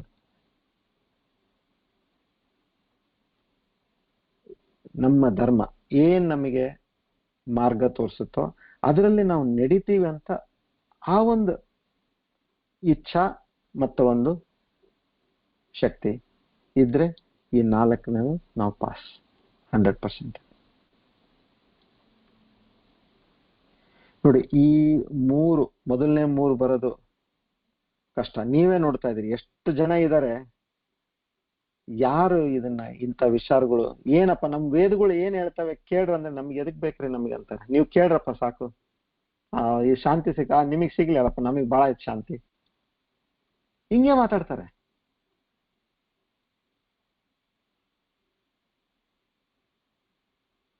ಸೊ ಇಲ್ಲಿ ದಿನನಿತ್ಯ ಸ್ವಾಧ್ಯಾಯ. ಏನಪ್ಪ ಸ್ವಾಧ್ಯಾಯ ಅಂದ್ರೆ ಏನು? ನಮ್ಮ ವೇದಗಳು ವಿಚಾರವನ್ನು ತಿಳ್ಕೊಳ್ಳೋದು. ಇವಾಗ ನಾವು ಹೇಗೆ ತಿಳ್ಕೊಂತ ಇದೀವಿ, ಇಲ್ಲ ನಾವು ಓದೋದು ಸ್ವಾಧ್ಯಾಯ ಅಂತೀವಿ ಅದಕ್ಕೆ, ಅದು. ಆಮೇಲೆ ಈ ಕಾಮ್ಯ ಕರ್ಮ ಅಂತ ನಾವೇನು ಇವಾಗ ಮಾತಾಡ್ತಾ ಇದೀವಲ್ಲ ಕರ್ಮಯೋಗದಲ್ಲಿ, ಅಲ್ಲಿ ನಾವು ಭಗವಂತನಿಗೆ ಅರ್ಪಣೆ ಮಾಡಿ ನಾವು ಮಾಡೋದು, ಜಪ ಮಾಡೋದು, ಪೂಜೆ ಮಾಡೋದು, ಮತ್ತು ಬೇರೆ ಬೇರೆ ಸಾಧನೆಗಳು, ಉಪವಾಸ, ವ್ರತ, ನಿಯಮ, ಪುಣ್ಯಕ್ಷೇತ್ರಗಳಿಗೆ ಹೋಗೋದು, ಇದೆಲ್ಲ ಏನಿದೆ ಇದು ನಾವು ವೇದಗಳು ಏನು ಹೇಳಿದಾವೆ ಈ ರೀತಿ ಮಾಡ್ರಿ ಅಂತೇಳಿ ಅದನ್ನ ನಾವು ಪರಿಪಾಲನೆ ಮಾಡ್ತಾ ಇದೀವಿ.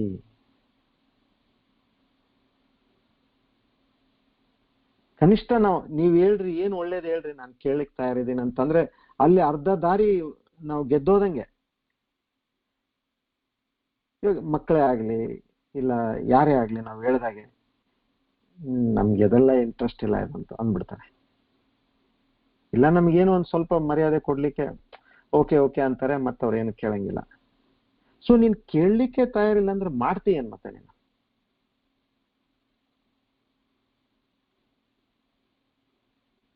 ಇಲ್ಲಿ ಇವಾಗ ನಂದು ಒಂದು ಸ್ವಂತ ವಿಚಾರ ಹೇಳ್ತೀನಿ. ಇಲ್ಲಿ ನಾವು ಬಹಳ ಕೇರ್ಫುಲ್ ಆಗಿ ಇಲ್ಲಿ ಆಲೋಚನೆ ಮಾಡ್ಬೇಕು. ಒಂದು ಎಕ್ಸಾಂಪಲ್ ಕೊಡ್ತೀನಿ ನಿಮ್ಗೆ. ಒಬ್ನು ಸಾತ್ವಿಕ ಇದಾನಂದ್ರೆ ಯಾವಾಗ್ಲೂ ಸಹಾಯ ಮಾಡ್ತಾನೆ. ಇದು ನೋಡಿ, ಅನಲೈಸ್ ಮಾಡಿ, ಇದು ನಾನಿದು ನಿಮ್ಗೆ ಅನಾಲಿಸಿಸ್ಗೆ ಹೇಳ್ತಾ ಇದ್ದೀನಿ. ಇದನ್ನ ಸಾತ್ವಿಕ ಮನುಷ್ಯ, ಸಹಾಯ ಮಾಡ್ತಕ್ಕಂಥ ಗುಣ, ದಿನ ಪೂಜೆ ಮಾಡ್ತಾನೆ, ದೇವಸ್ಥಾನಗಳಿಗೆ ಹೋಗ್ತಾನೆ, ದಾನ ಧರ್ಮ ಮಾಡ್ತಾನೆ. ಆದ್ರೆ ಇಲ್ಲಿ ಕೃಷ್ಣ ಪರಮಾತ್ಮ ಇಂಥವ್ರಿಗೆ ಏನ್ ಮಾರ್ಕ್ಸ್ ಕೊಡ್ತಾರೆ? ಇಲ್ಲಪ್ಪ, ಏನು ಉಪಯೋಗ ಇಲ್ಲ, ಪುಣ್ಯ ಗಳಿಸ್ದ ಅಷ್ಟೇ ಆತ, ಸ್ವಲ್ಪ ದಿವಸ ಸ್ವರ್ಗಕ್ಕೆ ಹೋಗ್ತಾನೆ ಮತ್ತು ವಾಪಸ್ ಬೀಳ್ತಾನೆ. ಇಂಥ ವ್ಯಕ್ತಿಗಳು, ಇಷ್ಟೆಲ್ಲ ಗುಣಗಳು ಇದ್ದೀವ್ರಲ್ಲಿ, ಒಳ್ಳೆ ಗುಣಗಳು, ಎಲ್ಲಿ ಇವ್ರು ಮಿಸ್ ಆಗ್ತಾ ಇದಾರೆ? ಇವರು ಮನಃಶುದ್ಧಿ ಮಾಡ್ಕೊಂಡು ಆ ಒಂದು ಮನಸ್ಸಿಂದ ಆತ್ಮಜ್ಞಾನವನ್ನು ಅರ್ಜನೆ ಮಾಡಿ ಭಗವಂತನಲ್ಲಿ ತಲ್ಲೀನರಾಗದು ಇಷ್ಟೇ ಬಾಕಿ ಇದೆ ಅವನಿಗೆ. ಅದು ಬಿಟ್ಟು ಎಲ್ಲ ಮಾಡ್ತಾ ಇದಾರ. ನನಗೆ ಮೆಡಿಟೇಷನ್ ಬೇಕಾಗಿಲ್ಲ, ನನಗೆ ಆತ್ಮಜ್ಞಾನ ಬೇಕಾಗಿಲ್ಲ, ನಾನು ಮಾಡ್ತಾ ಇದ್ದೀನಲ್ಲ, ನಾನು ಏನ್ ಇದಕ್ಕಿನ ಏನ್ ಮಾಡ್ಲಿ ಹೇಳ್ರಿ.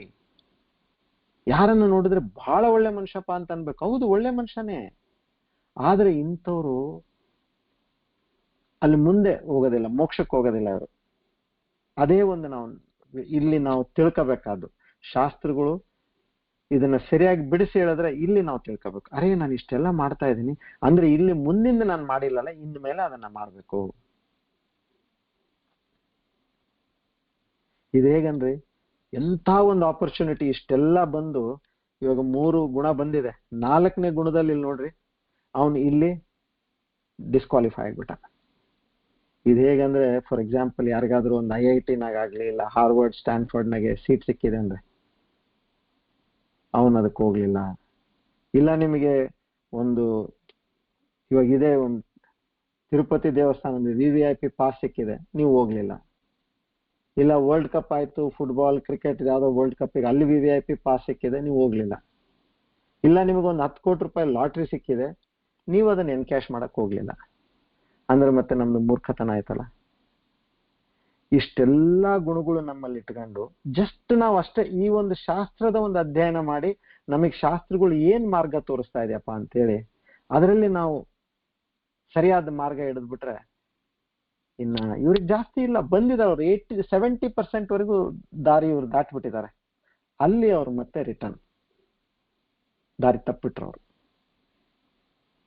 ಸೊ ಇಲ್ಲಿ ನಾವು ಇವಾಗ ವಿಚಾರ ಮಾಡ್ಬೇಕು, ಏನಪ್ಪಾ ನಾನು ಇಲ್ಲಿ ಏನ್ ಮಾಡ್ತೀನಿ ಎಲ್ಲ ಮಾಡಿ ಪುಣ್ಯ ಗಳಿಸಿ ನಾನು ಸ್ವರ್ಗಕ್ಕೆ ಹೋಗಿ ಅಲ್ಲಿ ಎಷ್ಟು ದಿನ ನಂದು ಪುಣ್ಯ ಇರಲಿವರೆಗೂ ಸ್ವರ್ಗದಲ್ಲಿದ್ದು ನಾನು ಮತ್ತೆ ವಾಪಸ್ ನಾನು ಬರೋದು ಆ ಒಂದು ದಾರಿ ಹಿಡಿಲೋ, ಇಲ್ಲ ಸದಾ ನಾನು ಪರಮಾತ್ಮನಲ್ಲಿ ಸೇರ್ಕೊಂಡು ಆ ಒಂದು ಅನಂತ ಶಕ್ತಿ ನಾನೇ ಆಗ್ಲೋ.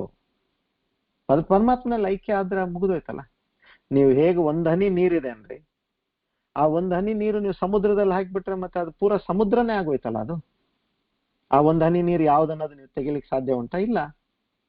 ಸೊ ಅದೇ ರೀತಿ ನಮ್ಮಲ್ಲಿ ಇರ್ತಕ್ಕಂಥ ಆತ್ಮ ಯಾವ ವೇಳೆಗೆ ಪರಮಾತ್ಮನಲ್ಲಿ ತಲ್ಲೀನ ಆಗುತ್ತೋ ಅವಾಗ ಸಂಪೂರ್ಣ ಪರಮಾತ್ಮತ್ವ ಈ ಒಂದು ಆತ್ಮಕ್ಕೆ ಬಂತು.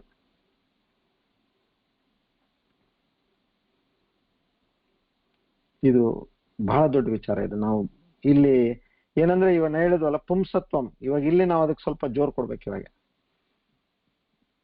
ಇಲ್ಲಪ್ಪ ನಾವು ಒಂದು ಡೈರಿ ಮಾಡ್ಬೇಕು, ಲಿಸ್ಟ್ ಮಾಡ್ಬೇಕು, ನಾವ್ ಎಲ್ಲಿ ತಪ್ತಾ ಇದೀವಿ, ಏನ್ ಮಾಡ್ತಾ ಇದೀವಿ ಸರಿಯಾಗಿ ನೋಡಿ ನಾವು ಹೋಗ್ಬೇಕು. 70% ವರೆಗೆ ಬಂದ್ಬಿಟ್ಟಿದೀವಿ ನಾವು. ಇವಾಗ ಇನ್ನ ಲಾಸ್ಟ್ 30%ನಾಗ ಅಲ್ಲಿ ಇಲ್ಲಿ ದಾರಿ ತಪ್ಪೋದು ಬೇಡಪ್ಪ ನಮಗೆ.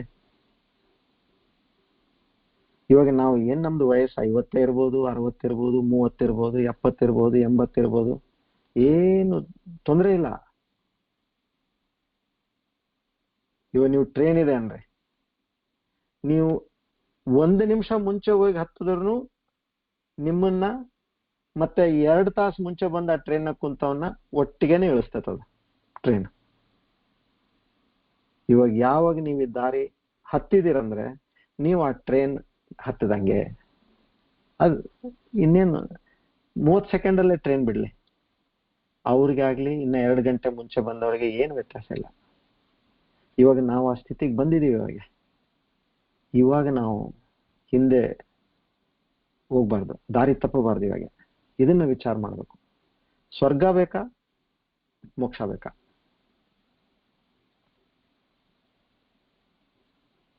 ಇಲ್ಲಿ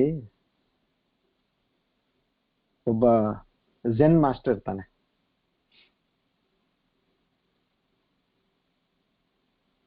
ಅವನಲ್ಲಿ ಸಾಕಷ್ಟು ಜನ ವಿದ್ಯಾರ್ಥಿಗಳೆಲ್ಲ ಎಲ್ಲಾರು ಒಂದು ಆತ್ಮಜ್ಞಾನಕ್ಕೆ ಬಂದವರು. ಸೊ ಆ ಒಬ್ಬ ವಿದ್ಯಾರ್ಥಿ ಏನಿದೆ, ಇವ್ರೇನು ಗುರುಗಳು ಹೇಳ್ತಿರ್ತಾರೆ ಅದನ್ನೆಲ್ಲ ಬಿಡ್ತಿರ್ತಾನೆ, ಯಾವಾಗ್ಲೂ ಪೂಜೆನೆ ಮಾಡ್ತಿರ್ತಾನೆ. ಇವ್ರು ಗುರುಗಳು ಹೇಳ್ತಾರೆ, ಏನಪ್ಪಾ ನಿನಗ್ ಬೇರೆ ಎಲ್ಲ ಹೇಳಿದೀವಲ್ಲ ಅದನ್ನ ಮಾಡು ಇದನ್ನ ಮಾಡು ಅಂತೇಳಿ ಅದೆಲ್ಲ ಬಿಟ್ಟು ನೀನ್ ಪೂಜೆ ಮಾಡ್ತಾನೆ. ಇಲ್ಲ, ನಂದು ಮನಸ್ಸೆಲ್ಲ ಪೂಜೆ ಮೇಲೆ ಇದೆ, ನಾನು ಎಷ್ಟು ಸಾಧ್ಯ ಇದೆ ಅಷ್ಟು ಪೂಜೆ ಮಾಡಿ ನಾನು ದೇವ್ರನ್ನ ಒಲಿಬೇಕಂತಿದ್ದೀನಿ ಅಂತ ಇಲ್ಲಿ ಈತ ವಿಚಾರ ಹೇಳ್ತಾನೆ. ಯಾರಿಗೆ? ಗುರುಗಳಿಗೆ. ಇನ್ನ ಸರಿ ಅಂತೇಳಿ ಗುರುಗಳು ಏನ್ ಮಾಡ್ತಾರೆ, ಇನ್ನ ಈತನ ಹತ್ರ ಜಾಸ್ತಿ ಹುಡುಗರ ಹತ್ರ ಯಾಕೆ ಇದು ವಾದ ವಿವಾದ. ಮಾರನೇ ದಿನ ಏನಿದೆ ಅವ್ರು ಅಲ್ಲಿ ಒಂದ್ ಕಡೆ ಕೂತ್ಕೊಂಡು ಇಟ್ಟಂಗಿ ತಗೊಂಡು ತಿಕ್ತಾ ಇರ್ತಾರೆ. ಇಟ್ಟಂಗಿಳೆಲ್ಲ ಒಂದು ಕಲ್ಲು ತಗೊಂಡು ತಿಕ್ತಾ ಇರ್ತಾರೆ. ಕಲ್ ತಗೊಂಡು ತಿಕ್ತಾ ಇದ್ರೆ ಜನ ನೋಡ್ತಾರೆ, ಇದೇನಪ್ಪ ಇವ್ರು ಕಲ್ ತಗೊಂಡು ಕಲ್ಲಿನ ಬಂಡೆ ಮೇಲೆ ಇವ್ರು ತಿಕ್ತಾ ಇದಾರೆ. ಬಂದ್ ಕೇಳ್ತಾರೆ ಜನ, ಕೆಲವರಿಗೆ ಅವ್ರ ಮೇಲೆ ಬಹಳ ಗೌರವ ಭಕ್ತಿ, ಏನ್ರಿ ನೀವು ಏನ್ ಮಾಡ್ತಾ ಇದೀರಿ ಅಂತಂದ್ರೆ, ಇಲ್ಲ ನಾನು ಇದನ್ನ ಒಂದು ಕನ್ನಡಿ ಬೇಕಾಗಿತ್ತು ನನಗೆ, ಅದಕ್ಕೆ ಈ ಕಲ್ಲನ್ನ ಇದ್ರ ಮೇಲೆ ತಿಕ್ಕಿ ಕನ್ನಡಿ ಮಾಡ್ತಾ ಇದ್ದೀನಿ ಅಂತ. ಅವ್ರಿಗೆ ಅರ್ಥ ಆಗೋದಿಲ್ಲ, ಏನಪ್ಪಾ ಗುರುಗಳು ಯಾಕೆ ಅಂತೇಳಿ ನಮಸ್ಕಾರ ಮಾಡಿ ಹೋಗ್ಬಿಡ್ತಾರ ಅವ್ರು. ಅವಾಗ ಇವನ್ ಶಿಷ್ಯ ಬರ್ತಾನೆ, ಬುದ್ಧಿವಂತ, ಬಂದು ಏನ್ರಿ ಗುರುಗಳೇ ಈ ಕಲ್ ತಗೊಂಡು ನೀವು ಕಲ್ ಬಂಡೆ ಮೇಲೆ ತಿಕ್ತಾ ಇದ್ರಲ್ಲ ಏನು ಅಂತಂದ್ರೆ, ಇಲ್ಲ ನನಗೆ ಕನ್ನಡಿ ಬೇಕಾಗಿತ್ತಪ್ಪ, ನಂದು ಒಡೆದೋಗಿದೆ ಕನ್ನಡಿ, ಅದಕ್ಕೆ ನಾನು ಇದನ್ನ ಮಾಡ್ತಾ ಇದ್ದೀನಿ. ಅವಾಗ ಅವನ್ ಕಾಲಿಗೆ ಬಿದ್ದು ಕೇಳ್ತಾನೆ, ಗುರುಗಳೇ ಹೇಳ್ರಿ ನಾನು ಏನ್ ತಪ್ಪು ಮಾಡಿದ್ದೀನಿ ಹೇಳ್ರಿ. ಹೌದಪ್ಪ, ನೀನ್ ಬರೀ ಪೂಜೆ ಮಾಡ್ಕಂತಿದ್ರೆ ನಿನಗೆ ಹೆಂಗೆ ಮುಂದೆ ಅಂತೇಳಿ ಅವಾಗ ಅವನಿಗೆ ಎಕ್ಸ್ಪ್ಲೇನ್ ಮಾಡಿ ಹೇಳ್ತಾರೆ. ಪೂಜೆ ಮೊದಲನೇ ಹಂತಪ್ಪ, ಅದು 3 ಗಾಲಿ ಸೈಕಲ್ ಇದ್ದಂಗೆ. ಅದು 1.5-2 ವರ್ಷದ ಹುಡುಗ ಕೂಡ 3 ಗಾಲಿ ಸೈಕಲ್ ಓಡಿಸ್ತಾನೆ. ಇನ್ನ ಜಸ್ಟ್ ನಡೆಯಕ್ ಬರುತ್ತೆ ತನಕ ಹುಡುಗಂಗೆ ಆಗ್ಲಿ ಹುಡುಗಿಗೆ ಅದು ಮಗು ಓಡಿಸುತ್ತೆ. 2 ಗಾಲಿ ಸೈಕಲ್ ಏನಿದೆ ಅದು ಜಪ ಇದ್ದಾಗ. ಅದು ಯಾಕೆ, ಯಾವೊಂದು ವ್ಯಕ್ತಿ ಇಂದ್ರಿಯಗಳ ಮೇಲೆ ಮನಸ್ಸಿನ ಮೇಲೆ ಎಲ್ಲರಿಗೂ ನಿಗ್ರಹ ಇರೋದಿಲ್ಲ ಶುರುವಲ್ಲಿ, ಸೊ ಅಂಥವ್ರಿಗೆ ಮೊದಲು ಪೂಜೆ ಒಂದು ಕೆಲಸ ಕೊಡ್ತಾರೆ. ಅಲ್ಲಿ ಏನಾಗುತ್ತೆ, ಎಲ್ಲಾ ಇಂದ್ರಿಯಗಳು ಸಕ್ರಿಯವಾಗಿರುತ್ತೆ ಪೂಜೆಯಲ್ಲಿ. ಇವಾಗ ನಿಮಗೆ ಕಣ್ಣು ದೇವ್ರನ್ನ ನೋಡ್ತಾ ಇರುತ್ತೆ, ಕೈ ಏನಿದೆ ಸ್ಪರ್ಶ ಅದು ದೇವ್ರ ಮೂರ್ತಿ ತೊಳಿತಾ ಇರುತ್ತೆ, ಕಿವಿಗೆ ಕೇಳಿಸ್ತಾ ಇರುತ್ತೆ, ಯಾವ್ದು ನೀವು ಮಂತ್ರ ಹೇಳ್ತಿದ್ರೆ ಕೇಳಿಸ್ತಾ ಇರುತ್ತೆ, ಗಂಟೆ ಹೊಡೆದ್ರೆ ಕೇಳಿಸುತ್ತೆ, ಮೂಗಿಗೆ ಹೂವಿನ ಸುವಾಸನೆ, ಆ ಊದಿನ ಕಡ್ಡಿಯ ಸುವಾಸನೆ ಅದೆಲ್ಲ ಅನುಭವ ಆಗ್ತಾ ಇರುತ್ತೆ. ಸೊ ಹೀಗೆ ನಿಮ್ಮ 5 ಇಂದ್ರಿಯಗಳು ಪೂಜೆಯಲ್ಲಿ ಸಕ್ರಿಯವಾಗಿರೋದ್ರಿಂದ ನಿಮಗೆ ಏಕಾಗ್ರತೆ ಬರಲಿ. ಒಂದು ಕಡೆ ನೀನು ಕನಿಷ್ಠ ಅರ್ಧ ಗಂಟೆ ಆಗ್ಲಿ ಇಲ್ಲ 10 ನಿಮಿಷ ಆಗ್ಲಿ ಕೂಡ್ಲಿಕ್ಕೆ ಈ ಒಂದು ಆಕ್ಟಿವಿಟಿಯಲ್ಲಿ ಕೂತ್ರೆ ಮನುಷ್ಯ ಕೂತಿರ್ತಾನೆ, ಇಲ್ಲಾಂದ್ರೆ ನಿದ್ದೆ ಹೋಗ್ಬಿಡ್ತಾನೆ, ಇಲ್ಲ ಬರೋದೇ ಇಲ್ಲ, ಬೋರ್ ಆಗೋದಿಲ್ಲಲ್ಲ. ಅದಕ್ಕೆ ಪೂಜೆಪ್ಪ ಇದು 3 ಗಾಲಿ ಸೈಕಲ್ ಇದ್ದಂಗೆ. ಇನ್ನು ಜಪದಲ್ಲಿ ಏನಾಗುತ್ತೆ, ನೆಕ್ಸ್ಟ್ ಲೆವೆಲ್. ಒಂದ್ ಸರ್ತಿ ನಿನಗೆ ಅಭ್ಯಾಸ ಆಯ್ತು ಕೂಡ್ಲಿಕ್ಕೆ, ನೀನ್ ನೆಕ್ಸ್ಟ್ ಗ್ರೇಡ್ಗೆ ಹೋಗ್ಬೇಕು. ಏನು, ಜಪ ಜಾಸ್ತಿ ಮಾಡ್ಬೇಕು. ಅಲ್ಲಿ ಏನಾಯ್ತು, ಮನಸ್ಸು ಮತ್ತೆ ಒಂದು ಸ್ಪರ್ಶದ ಒಂದು ಇಂದ್ರಿಯ ಎರಡೇ ಕೆಲಸ ಮಾಡ್ತಾ ಇದೆ. ಇಂದ್ರಿಯದಲ್ಲಿ ಒಂದೇ ಕೆಲಸ ಮಾಡ್ತಾ ಇರೋದು, ಅದ್ರ ಜೊತೆಗೆ ಮನಸ್ಸು.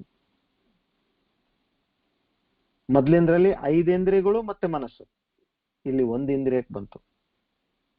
ಅದು 2 ಗಾಲಿ ಸೈಕಲ್ ಇದ್ದಂಗೆ. ನಾವು ಸೈಕಲ್ ಕಲಿಬೇಕಾದ್ರೆ 2 ಗಾಲಿ ಎಷ್ಟು ಸರ್ತಿ ಕೆಳಗೆ ಬಿದ್ದೀವಿ, ಮತ್ತೆ ಎದ್ದೀವಿ, ಮತ್ತೆ ಬಿದ್ದೀವಿ, ಮತ್ತೆ ಎದ್ದೀವಿ. ಅದು ಕಷ್ಟ, ಎಲ್ಲರಿಗೂ ಬರೋದಿಲ್ಲ ಅದು. ಸೊ ಪೂಜೆ ಆದ್ಮೇಲೆ ನೆಕ್ಸ್ಟ್ ಜಪಕ್ಕೆ ಹೋಗ್ಬೇಕೇನೋ. ಆಮೇಲೆ 2 ಗಾಲಿ ಸೈಕಲ್ ಆದ್ಮೇಲೆ 1 ಗಾಲಿ ಸೈಕಲ್ ಓಡಿಸಂದ್ರೆ ಅದೆಷ್ಟು ಕಷ್ಟ, ಅದಿನ್ನ ಕಷ್ಟ ಅಲ್ವಾ?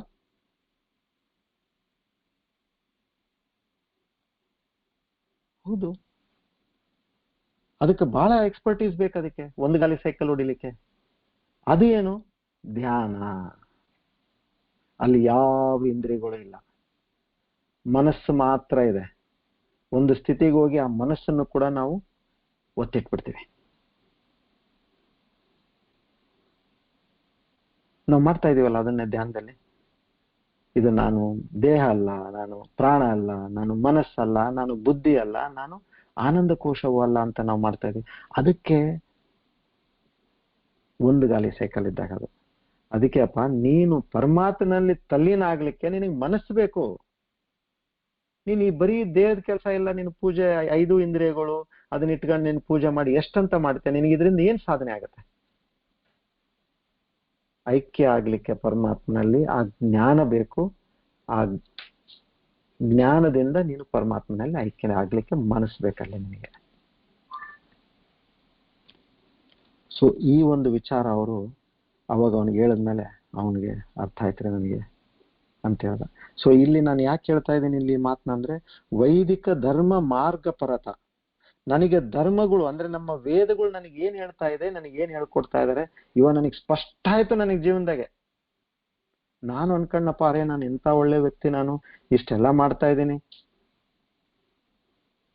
ನನಗೆ ಒಳ್ಳೆ ಮನಸ್ಸಿದೆ, ಪೂಜೆ ಮಾಡ್ತೀನಿ, ದಿನಾ ದೇವಸ್ಥಾನಕ್ಕೆ ಹೋಗ್ತೀನಿ, ದಾನ ಧರ್ಮ ಮಾಡ್ತೀನಿ, ಎಲ್ಲರಿಗೂ ಸಹಾಯ ಮಾಡ್ತೀನಿ ಅಂತ ಅನ್ಕೊಂಡ್ರೆ ಅದರಿಂದ ನಿನಗೆ ಮುಕ್ತಿ ಇಲ್ಲ. ನೀನ್ ಮಾಡು, ಪೂಜೆ ಮಾಡು, ಜಪ ಮಾಡು, ಧ್ಯಾನ ಮಾಡು, ದಿನನಿತ್ಯ ನೀನು ಈ ಗ್ರಂಥಗಳನ್ನ ನೀನು ಓದ್ಬೇಕು, ಭಗವದ್ಗೀತೆ ಏನೇನು ಯಾಕೆಂದ್ರೆ ಮನಸ್ಸಿಂದ ಹೋಗ್ಬಿಡುತ್ತದ. ಅದನ್ನ ಮಾಡು. ಸಾಧನೆಗೆ ಬಾಕಿ ಎಲ್ಲ ನೀನು ಚಿತ್ತ ಶುದ್ಧಿ, ಚಿತ್ತ ಏಕಾಗ್ರತ, ಇದನ್ನ ನೀನ್ ಕಲಿ. ಇದನ್ನ ಕಲ್ತ್ಕೊಂಡು ನಿನ್ ಆ ಒಂದು ನಿಷ್ಠೆಯಿಂದ ನೀನ್ ಮುಂದುವರ್ಸು ನಿನ್ ಜೀವನನ. ಈ ಜನ್ಮ ಸಾಲದು ಅಂದ್ರೂ ಕೂಡ ಪರಮಾತ್ಮ ನಿನಗೆ ಮುಂದಿನ ಜನ್ಮಕ್ಕೆ ಸರಿಯಾದ ಒಂದು ನಿನಗೆ ಮನೆ ಕೊಡ್ತಾನೆ. ತಂದೆ ತಾಯಿಗಳು, ಮನೆ, ವಾತಾವರಣ, ಪರಿಸರ, ಆ ಒಂದು ಪರಿಸರ ಕೊಟ್ಟು ನಿನಗೆ ದಾಟಿಸ್ತಾನೆ. ಸೊ ಇಲ್ಲಿ ನಾವು 4ರಲ್ಲಿ ನಾವು ವಿಚಾರ ಮಾಡ್ಬೇಕು. ಇವಾಗ ನಾವ್ ಎಲ್ಲಿದ್ದೀವಿ, ನಾವು ಈ ಕಡೆ ಹೌದು, ನಾವು ಇವಾಗ ಚಿತ್ತಶುದ್ಧಿ ಏಕಾಗ್ರತ ತಗೊಂಡು ನಾವು ಮಾಡ್ಬೇಕಂತಂದ್ರೆ ಅದನ್ನ ಮುಂದೆ ನಾನು ಡಿಸ್ಕಸ್ ಮಾಡ್ತೇನೆ. ಅದನ್ನ ಹೇಗಿದ್ರು ಏನೇನ್ ಮಾಡ್ಬೇಕಪ್ಪ ನಾವು, ಅದಾಯ್ತಾ. ಇನ್ನು 5ನೇದು ವಿದ್ವತ್ವಂ. ಈ ಒಂದು ಶಾಸ್ತ್ರದ ವೇದಗಳ ಏನು ಒಂದು ಜ್ಞಾನ ಇದೆಯೋ ಅದನ್ನ ನಾವು ತಿಳ್ಕೋಬೇಕು. ಇವಾಗ ನಿಮಗೆ 1 ತಿಂಗಳು ಮುಂಚೆ ಭಗವದ್ಗೀತೆಯ ವ್ಯಾಲ್ಯೂ ಏನಿತ್ತು, ಇವತ್ತು ನಿಮಗೆ ಏನ್ ವ್ಯಾಲ್ಯೂ ಇದೆ ಅನ್ನೋದು ನಿಮ್ಗೆ ಗೊತ್ತಾಯ್ತಲ್ಲ. ಇವಾಗ ನಮ್ಗೆ ಎಷ್ಟೊಂದು ವಿಷಯ ಈ ಭಗವದ್ಗೀತೆ ನಮ್ಮ ಮನೆಯಲ್ಲಿ ಇದೆ, ಬಹಳ ದಿನದಿಂದ ಇದೆ, ಆದ್ರೆ ನಮಗೆ ಅದ್ರದ್ದೇನು ವಿಚಾರ ಗೊತ್ತಿದ್ದಿಲ್ಲ ನಮಗೆ. ಇವಾಗ ಆ ವಿಚಾರ ನಾವು ತಿಳ್ಕೊಂತ ಇದೀವಿ. ವಿದ್ವತ್ವಂ, ಇದು ಆ 5ನೇ ವಿಚಾರ ಇದು. ಇವಾಗ ಹೇಗೆ ನಿಮ್ಗೆ ಎಲ್ಲಾದ್ರೂ ಒಂದು ರತ್ನ ಸಿಕ್ತಂದ್ರೆ, ಒಂದು ಮೀನ್ ಹಿಡಿಯೋವನಿಗೆ ಒಂದು ರತ್ನ ಸಿಕ್ತು, ಆ ಮೀನ್ ಯಾವ್ದೋ ನುಂಗಿರುತ್ತೆ, ಅವನಿಗೆ ಒಂದು ರತ್ನ ಸಿಕ್ತು. ಇವಾಗ ಅವನು ಹೋಗಿ ಅದನ್ನ ಏನೊಂದು ಬೆಲೆಗೆ ಮಾರ್ತಾನೋ, ಅದೇ ಒಂದು ಜೆಮಾಲಜಿಸ್ಟ್ ಅಂತೀವಿ ನೋಡ್ರಿ, ಯಾರು ಒಂದು ಪ್ರೆಷರ್ ಸ್ಟೋನ್ಸ್ ಒಂದು ವ್ಯಾಲ್ಯೂ ಕಂಡುಹಿಡಿಯಲು ಯಾರಿಗೆ ಆ ಒಂದು ಶಕ್ತಿ ಇರುತ್ತೆ, ಜೆಮಲಾಜಿ ಕಂಡುಹಿಡಿಯೋನಿಗೆ ಜೆಮಲಾಜಿಸ್ಟ್ ಅಂತಾರೆ. ಆ ಜೆಮಲಾಜಿಸ್ಟ್ ಏನಿದೆ, ಜ್ಯುವೆಲರ್ಸ್ ಹತ್ರ ಸರಿಯಾದ ಜ್ಯುವೆಲರ್ಸ್ ಯಾರ್ಯಾರಿದ್ದಾರೆ, ಯಾರಿದಕ್ಕೆ ಸರಿಯಾಗಿ ಬೆಲೆ ಕೊಡ್ಬೋದು, ಇದರಲ್ಲಿ ಏನಿದೆ, ಕ್ಯಾರೆಟ್, ಕ್ಲಾರಿಟಿ, ಕಟ್, ಇವಾಗ ಒಂದು ಡೈಮಂಡಿಗೆ ಇವೆಲ್ಲ ಏನಿದೆ ಅವನಿಗೆ ಗೊತ್ತು. ಅವನಿಗೆ ಈ ತರ ಕ್ಲಾರಿಟಿ ಇದ್ರೆ ಇಷ್ಟು ರೇಟ್ ಬರುತ್ತೆ, ಈ ತರ ಕಟ್ ಇದ್ರೆ ಇಷ್ಟು ರೇಟ್ ಬರುತ್ತೆ, ಇಷ್ಟು ಕ್ಯಾರೆಟ್ ಇದ್ರೆ ವೇಟ್ ಇಷ್ಟಿದ್ರೆ ಇಷ್ಟು ರೇಟ್ ಬರುತ್ತೆ ಅಂತ ಅವನಿಗೆಲ್ಲ ಗೊತ್ತಲ್ಲ. ಸೊ ನಾವು ಆ ಒಂದು ರತ್ನದ ವ್ಯಾಪಾರಿಯಂತೆ ಈ ಒಂದು ವೇದದ ಅಧ್ಯಯನ ನಮಗೆ ಆಗ್ಬೇಕು. ಮೀನ್ ಮಾರೋವನಿಗೆ ವೇದದ ಅಧ್ಯಯನ ಏನು, ಆ ಒಂದು ರತ್ನದ್ದೇನು ಗುರ್ತಿತ್ತು ಅವನಿಗೆ ಇಲ್ಲ. ಸೊ ಆ ತರ ನಾವು ಸರಿಯಾದ ವ್ಯಕ್ತಿಯಿಂದ ಇದನ್ನ ತಿಳ್ಕೊಂಡು ಆಸಕ್ತಿಯಿಂದ ಅದನ್ನ ನಾವು ಪಾಲನೆ ಮಾಡ್ಬೇಕು. ಇವಾಗ ಭಗವದ್ಗೀತೆಯಲ್ಲೇ ಡೀಪರ್ ಮೀನಿಂಗ್ಸ್, ಬಹಳ ಡೀಪರ್ ಮೀನಿಂಗ್ಸ್ ಇದೆ ಇದರಲ್ಲಿ. ಆ ಮೀನಿಂಗ್ಸ್ ನಾವು ತಿಳ್ಕೊಂಡು ಜೀವನದಲ್ಲಿ ಅಳವಡಿಸ್ಬೇಕು. ಇದು 5ನೇದು ಇದು. ಸೊ ಇದ್ರಲ್ಲಿ ಆ ಒಂದೆಲ್ಲ ಬರುತ್ತೆ. ಮತ್ತೆ ಸ್ಪಿರಿಚುವಲ್ ಪ್ರಾಕ್ಟೀಸಸ್ ಆಯ್ತು, ವೈದಿಕ ಧರ್ಮ ಮಾರ್ಗ ಬರುತ್ತಂದ್ರೆ ಅದೇ ನಾವು ಆ ಧರ್ಮ ಮಾರ್ಗದಲ್ಲಿ ನಾವು ಎಷ್ಟು ನಾವು ಮುಂದುವರಿಲಿಕ್ಕೆ ಸಾಧ್ಯ ಉಂಟು, ಅದು ಈ ಒಂದು 5ನೇ ಪಾಯಿಂಟ್ ಅಲ್ಲಿ ಹೇಳಿದ್ರು. 6ನೇದರಲ್ಲಿ ಆತ್ಮ ಮತ್ತು ಅನಾತ್ಮದ ವ್ಯತ್ಯಾಸ ಗೊತ್ತಾಗ್ಬೇಕಷ್ಟೇ ನಮಗೆ. ಇವಾಗ ನಮ್ಗೇನ್ ನಾವು ದಿನ ಇವಾಗ ಆಲ್ಮೋಸ್ಟ್ ಒಂದು 20 ಡೇಸ್ ಆಯ್ತು ನಾವು ಮೆಡಿಟೇಷನ್ ಮಾಡ್ತಾ ಇದ್ದೆ, 24 ಡೇಸ್ ಆಯ್ತು. ದೇಹ ನಾನಲ್ಲ, ಪ್ರಾಣಮಯ ಕೋಶ ನಾನಲ್ಲ, ಮನೋಮಯ ಕೋಶನೂ ನಾನಲ್ಲ, ವಿಜ್ಞಾನಮಯ ಕೋಶ ನಾನಲ್ಲ, ಆನಂದಮಯ ಕೋಶ ನಾನು. ಮತ್ತೆ ನಾನು ಯಾರು? ನಾನು ಆ ಚೈತನ್ಯ ಸ್ವರೂಪ. ಆ ಚೈತನ್ಯ ಸ್ವರೂಪವೇ ನನ್ನಲ್ಲಿ ಸತ್ಯ, ಬಾಕಿ ಈ ಎಲ್ಲ 5 ಕೋಶಗಳು ಮಿಥ್ಯ. ಇವಾಗ ಹೇಗೆ ನಿಮ್ಮ ಮನೆಯಲ್ಲಿ TV, toaster, mixie, fridge, washing machine, hair dryer, ಇವೆಲ್ಲ ಫ್ಯಾನ್, ಇವೆಲ್ಲ ಇದಾವನ್ರಿ. ಇದಕ್ಕೆ ವ್ಯಾಲ್ಯೂ? ಎಲ್ಲಿವರೆಗೂ ಕರೆಂಟ್ ಇದೆಯೋ ಅಲ್ಲಿವರೆಗೆ ವ್ಯಾಲ್ಯೂ ಅಲ್ಲ ಇದಕ್ಕೆ. ಕರೆಂಟ್ ಇಲ್ಲ ಅಂದ್ರೆ ಇದಕ್ಕೇನು ವ್ಯಾಲ್ಯೂ ಇಲ್ಲ. ಸೊ ಹಾಗೆ ನಮ್ಮಲ್ಲಿ ಸತ್ಯವಾದ ಅಂಶ ಏನು, ಶ್ರೇಷ್ಠವಾದ ಅಂಶ, ಆ ಒಂದು ಚೈತನ್ಯ ಶಕ್ತಿಯೇ ನಮ್ಮಲ್ಲಿ ಶ್ರೇಷ್ಠವಾದ ಅಂಶ. ಬಾಕಿ ಎಲ್ಲ ಅದಿರಲಿವರೆಗೂ ಇದಿದೆ. ಅದನ್ನ ನಾವು ಆತ್ಮ ಯಾವುದು, ಸತ್ಯ ಯಾವುದು, ಮಿಥ್ಯ ಯಾವುದು ಅಂತ ನಾವು ತಿಳ್ಕೊಳ್ಳೋದನ್ನ ಆತ್ಮ ಅನಾತ್ಮ ವಿವೇಚನಂ. ಈ ಒಂದು ಡಿಫರೆನ್ಸ್ ಗೊತ್ತಿರ್ಬೇಕಷ್ಟೇ. ಇದು ಆರನೇದಿದು. ಇದಕ್ಕೆ ನಾವು ಡೀಪ್ ಮೆಡಿಟೇಷನ್ ಮಾಡ್ಬೇಕು. ಇದು ನಾನಲ್ಲ, ಇದು ನಾನಲ್ಲ. ಯಾಕಂದ್ರೆ ಹುಟ್ಟಿದಾಗಿನಿಂದ ನಾವು ದೇಹ ಮನಸ್ಸು ಅಂತಾನೆ ನಾವು ಅನ್ಕೊಂಡಿದೀವಿ. We are nothing but body, mind, intellect, complex. ಈ ಮೂರದ್ದು ಒಂದು ನಾವು ವ್ಯಕ್ತಿ. ಏನು? ನನ್ನ ದೇಹ, ಮನಸ್ಸು, ಬುದ್ಧಿ. ಇದನ್ನ ನಾವು ಅಲ್ಲಿಂದ ಎಷ್ಟು ಸರ್ತಿ ನಾನು ಎಲ್ಲರಿಗೂ ಹೇಳ್ತೀವಲ್ಲ, ನಾನು ಸ್ವಯಂ ಸೋಪ ಅಂತ ನಾವು ನಮ್ಮ ಹೆಸರು ಹೇಳ್ತೀವಲ್ಲ, ಅದು ಎಷ್ಟು ಸರ್ತಿ ಎಷ್ಟು ಜನಕ್ಕೆ ಹೇಳಿದೀವೋ ಏನೋ ನಾವು. ಇವಾಗ ನಮ್ಮ ನಿಜ ಸ್ವರೂಪನ ಮತ್ತೆ ನಮಗೆ ನಾವು ಹೇಳ್ಕೊಂಡು, ನೀನ್ ಇದಲ್ಲಪ್ಪ, ನೀನಿದು, ನೀನ್ ಅದಲ್ಲಪ್ಪ, ನೀನಿದು ಅಂತ ಹೇಳೋದೇ ಧ್ಯಾನ. ಬೇರೆ ಏನಿಲ್ಲ ಅದ್ರಲ್ಲಿ ನಾವು ಮಾಡೋದು. ನಮ್ಮ ನಿಜ ಸ್ವರೂಪ ನಮಗೆ ನಾವು ಹೇಳ್ಕೊಂತ ಇದೀವಿ ಅಲ್ಲಿ. ಈ ಆತ್ಮ ಅನಾತ್ಮ ವಿವೇಚನಂ ಆರನೇದು. ಇನ್ನ ಏಳನೇದೇನ್ ಬಂತಿಲ್ಲಿ? ಸ್ವಾನುಭವ ಅಂದ್ರೆ ಸ್ವ ಅನುಭವ. ಸ್ವ ಅಂದ್ರೆ ಸ್ವಂತ ಅನುಭವಕ್ಕೆ ಬರ್ಬೇಕಿದು. ನಮ್ಗೇನ್ ತೊಂದರೆ ಇಲ್ಲ ರೀ, ನನ್ ಬಗ್ಲಿಕ್ ಕುಂತಿರೋರಿಗೆ ಬಂದ್ಬಿಟ್ಟಿದಾರೆ ಅಂತಂದ್ರೆ ಆ ಬಗ್ಲಿಯವ್ರು ಪಾಸ್ ಆಗ್ತಾರೆ, ನೀವು ಪಾಸ್ ಆಗಂಗಿಲ್ಲ. ನಮ್ ಗುರುಗಳಿಗೆ ಬಂದ್ಬಿಟ್ಟಿದಾರೆ, ಏನ್ ತೊಂದರೆ ಇಲ್ಲ ನಮ್ಗೆ, ಅರೆ ಗುರುಗಳಿಗೆ ಪಾಸ್ ಆಗ್ತಾರಪ್ಪ, ನಿನ್ಗೇನ್ ಸಿಗೋದಿಲ್ಲ. ಅದರಿಂದ ನಿನ್ನ ಸ್ವಂತ ಅನುಭವಕ್ಕೆ ಬರ್ಬೇಕದು. ಸೊ ಮತ್ತೆ ಮತ್ತೆ ನೀನಲ್ಲಿ ಹೇಳ್ಬೇಕು ನಿನ್ ಮನಸ್ಸಿಗೆ, ನೋಡು ನೀನೇನ್ ವಿಚಾರ ಮಾಡು. ಚೈತನ್ಯ ಶಕ್ತಿ ಇದೆ, ಏನ್ ಶಕ್ತಿ ಇದೆ? ನಿನ್ನ ದೇಹ ಮತ್ತು ಮನಸ್ಸಿನ ಶಕ್ತಿ ಎಲ್ಲಿವರೆಗಿದೆ? ಇದು ಎರಡರಲ್ಲಿ ಯಾವ್ದು ಶ್ರೇಷ್ಠ ನೀನ್ ವಿಚಾರ ಮಾಡು.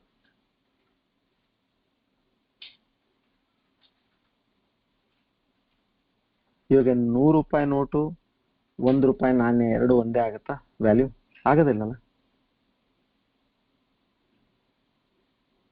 ಪ್ರತಿಯೊಂದಕ್ಕೂ ಒಂದೊಂದು ವ್ಯಾಲ್ಯೂ ಇದೆ. ಈ ಒಂದು ದೇಹಕ್ಕೆ ವ್ಯಾಲ್ಯೂ ಎಲ್ಲಿವರೆಗೆ? ಆ ಪ್ರಾಣ ಅಂದ್ರೆ ಆ ಒಂದು ಚೈತನ್ಯ ಶಕ್ತಿ ನಮ್ಮಲ್ಲಿ ಇರಲಿವರೆಗೆ ಮಾತ್ರ ಈ ದೇಹಕ್ಕೆ ವ್ಯಾಲ್ಯೂ ಇದೆ. ಅದಾದ್ಮೇಲೆ ಹೇಳಿದ್ನಲ್ಲ ನಿಮ್ಗೆ, ಕ್ಯಾಲ್ಸಿಯಂ, ಫಾಸ್ಫರಸ್, ಅದು ಇದು ಕೆಮಿಕಲ್ಸ್ ಒಂದಿಷ್ಟು ಬರ್ತವೆ, 200-300 ರೂಪಾಯಿ ವ್ಯಾಲ್ಯೂ ಅಷ್ಟೇ ಇದಕ್ಕೆ.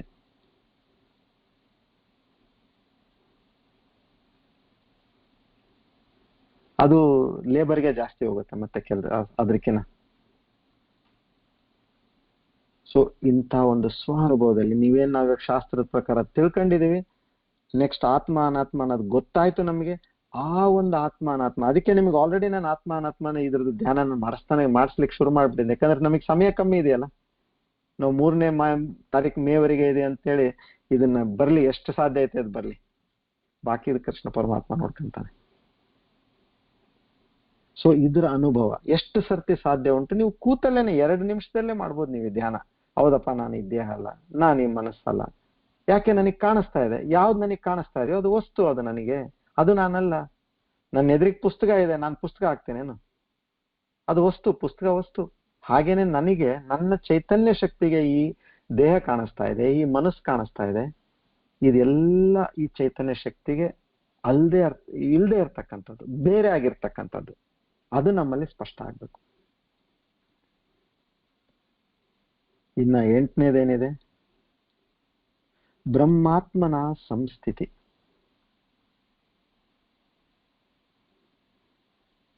ಆ ಒಂದು ಸ್ಥಿತಿಯಲ್ಲಿ ಅಂದ್ರೆ ಚೆನ್ನಾಗಿ, ಸರಿಯಾಗಿ, ಅಲ್ಲಿ ನಾವು ಸ್ಥಿತಿಯನ್ನು ಹೊಂದ್ಬೇಕಂದ್ರೆ ಅಲ್ಲಿ ವೆಲ್ ಪ್ಲೇಸ್ಡ್ ಅಂತೀವಲ್ಲ, ಅಲ್ಲಿ ನಾನು ಸರಿಯಾಗಿ ಗಟ್ಟಿಯಾಗಿ ನಾನು ಇರ್ಬೇಕು ಆ ಒಂದು ವಿಚಾರದಲ್ಲಿ. ಮತ್ತೆ ಇಲ್ಲಪ್ಪ, ನನಗೆ ಸ್ವಲ್ಪ ಡೌಟ್ ಬರ್ತಾ ಇದೆ, ಇದು ನಾನು ದೇಹ ಇರ್ಬೋದಲ್ಲ ಅಂತ. ಇದು ಇಲ್ಲೇ ಇಲ್ಲ. ಸ್ವಲ್ಪ 0.0001 ಡೌಟ್ ಬರಬಾರ್ದು. 100% ಇಲ್ಲ. ಇದು ಈ ದೇಹ ಕೂಡ ಪರಮಾತ್ಮ ಸೃಷ್ಟಿ ಮಾಡಿದ್ದಷ್ಟೇ, ಆದ್ರೆ ಅದು ಅನಾತ್ಮನೇ. ಚೈತನ್ಯ ಶಕ್ತಿ ಇರಲಿವರೆಗೆ ಮಾತ್ರ ಅದಿದೆ. ಅದಾದ್ಮೇಲೆ ಅದಕ್ಕೆ ಏನು ವ್ಯಾಲ್ಯೂ ಇಲ್ಲ. ಸೊ ಈ ಒಂದು ಸ್ಥಿತಿಯಲ್ಲಿ ಯಾವ ಒಂದು ಜೀವಿ ಸದಾ ಇರ್ತಾನೋ ಅವನು ಜೀವನ ಮುಕ್ತನಾಗ್ತಾನೆ. ಯಾವಾಗ ಬದುಕಿರ್ಬೇಕಾದ್ರೆ. ಅವನು ಬದುಕಿರ್ಬೇಕಾದ್ರೆ ಸ್ಥಿತಪ್ರಜ್ಞನಾಗ್ತಾನೆ, ಗುಣಾತೀತನಾಗ್ತಾನೆ. ಅಂದ್ರೆ 3 ಸತ್ವ ರಜಸ್ ತಮಸ್ 3 ಗುಣಗಳನ್ನ ಅವನು ದಾಟ್ಬಿಟ್ಟಿದ್ದಾನೆ ಇಲ್ಲಿ.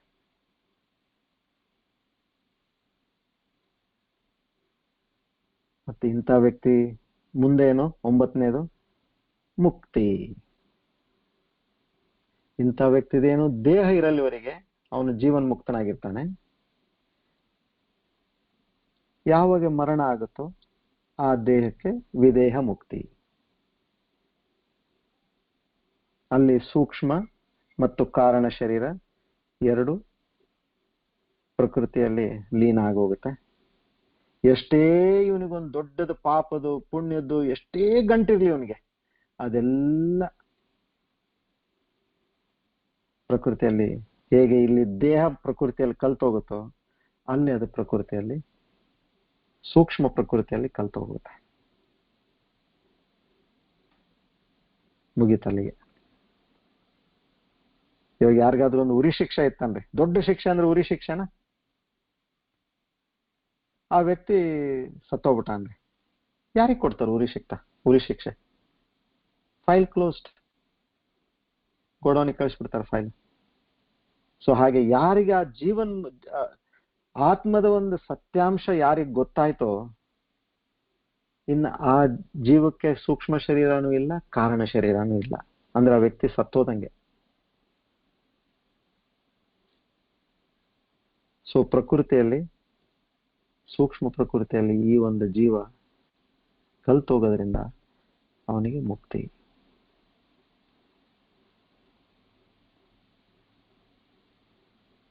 ಸೊ ಇದು ಇವಾಗೆಲ್ಲ ನಿಮ್ಗೆ ಎಕ್ಸ್ಪ್ಲೇನ್ ಮಾಡಿದ್ದೀನಿ. ಇವಾಗ ಇನ್ನು ನಾವು ವಿಚಾರ ಮಾಡ್ಬೇಕು. ಇವಾಗ ವಿಚಾರ ಮಾಡೋಣ, ನಾಳೆ ನಮಗೆ ಏನ್ ಮಾಡ್ಬೇಕನ್ನೋದು ನಾಳೆ ವಿಚಾರ ಮಾಡೋಣ. ಓಕೆ, ಇಲ್ಲಿದೆ, ನಾನು ಎಲ್ಲಿದ್ದೀನಿ, 4ನೇ ಸ್ಟೇಜ್ ನಲ್ಲಿ ಇದೀನೋ 5ನೇ ಸ್ಟೇಜ್ ಅಲ್ಲಿ ಇದೀನೋ, ನೀವು ಡಿಸೈಡ್ ಮಾಡಿ ಇವಾಗ ಎಲ್ಲಿದ್ದೀರಿ. ಅಲ್ಲಿಂದ ನಾನು ಮುಂದೆ ಹೇಗೆ ಹೋಗ್ಬೇಕನ್ನೋದಕ್ಕೆ ನಾನು ಯಾವುದನ್ನ ನಾವು ಪಡಿಬೇಕು, ಯಾವುದನ್ನ ನಾವು ತೆಗಿಬೇಕು, ಇದನ್ನ ನಾಳೆ ಹೇಳ್ತೇನೆ ನಿಮ್ಗೆ.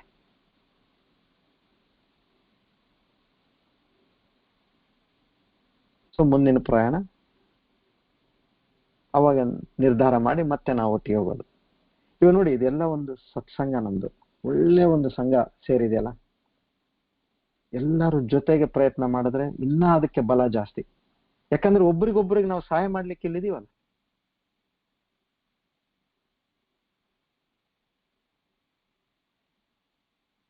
ಯಾವ್ಯಾವ್ದನ್ನ ನಾವು ಯಾವ ರೀತಿ ನಾವು ಒಂದೊಂದು ಹೆಜ್ಜೆಯಲ್ಲಿ ಹೇಗೆ ನಾವು ಮುಂದುವರಿಬಹುದು, ಒಂದೊಂದು ಗುಣದಲ್ಲಿ ನಾವು ನಾಳೆ ಡಿಸೈಡ್ ಮಾಡಿ ಇದಕ್ಕೆ ನಾನು ಈ ರೀತಿ ಮಾಡಬೇಕು, ಈ ರೀತಿ ಮಾಡಬೇಕು. ನಿಮಗೆ ಡೈರಿ ಹೇಳೋದಲ್ಲ, ಕೆಲವು ದಿನ ನೋಡೋದಿದ್ರೆ ನೋಡಿ, ವಾರಕ್ಕೆ ನೋಡೋದು ವಾರಕ್ಕೆ ನೋಡಿ, ತಿಂಗಳಿಗೆ ವರ್ಷಕ್ಕೆ ನಿಮ್ಮಲ್ಲಿ ಅದು ಗೊತ್ತಾಗ್ಬೇಕದು.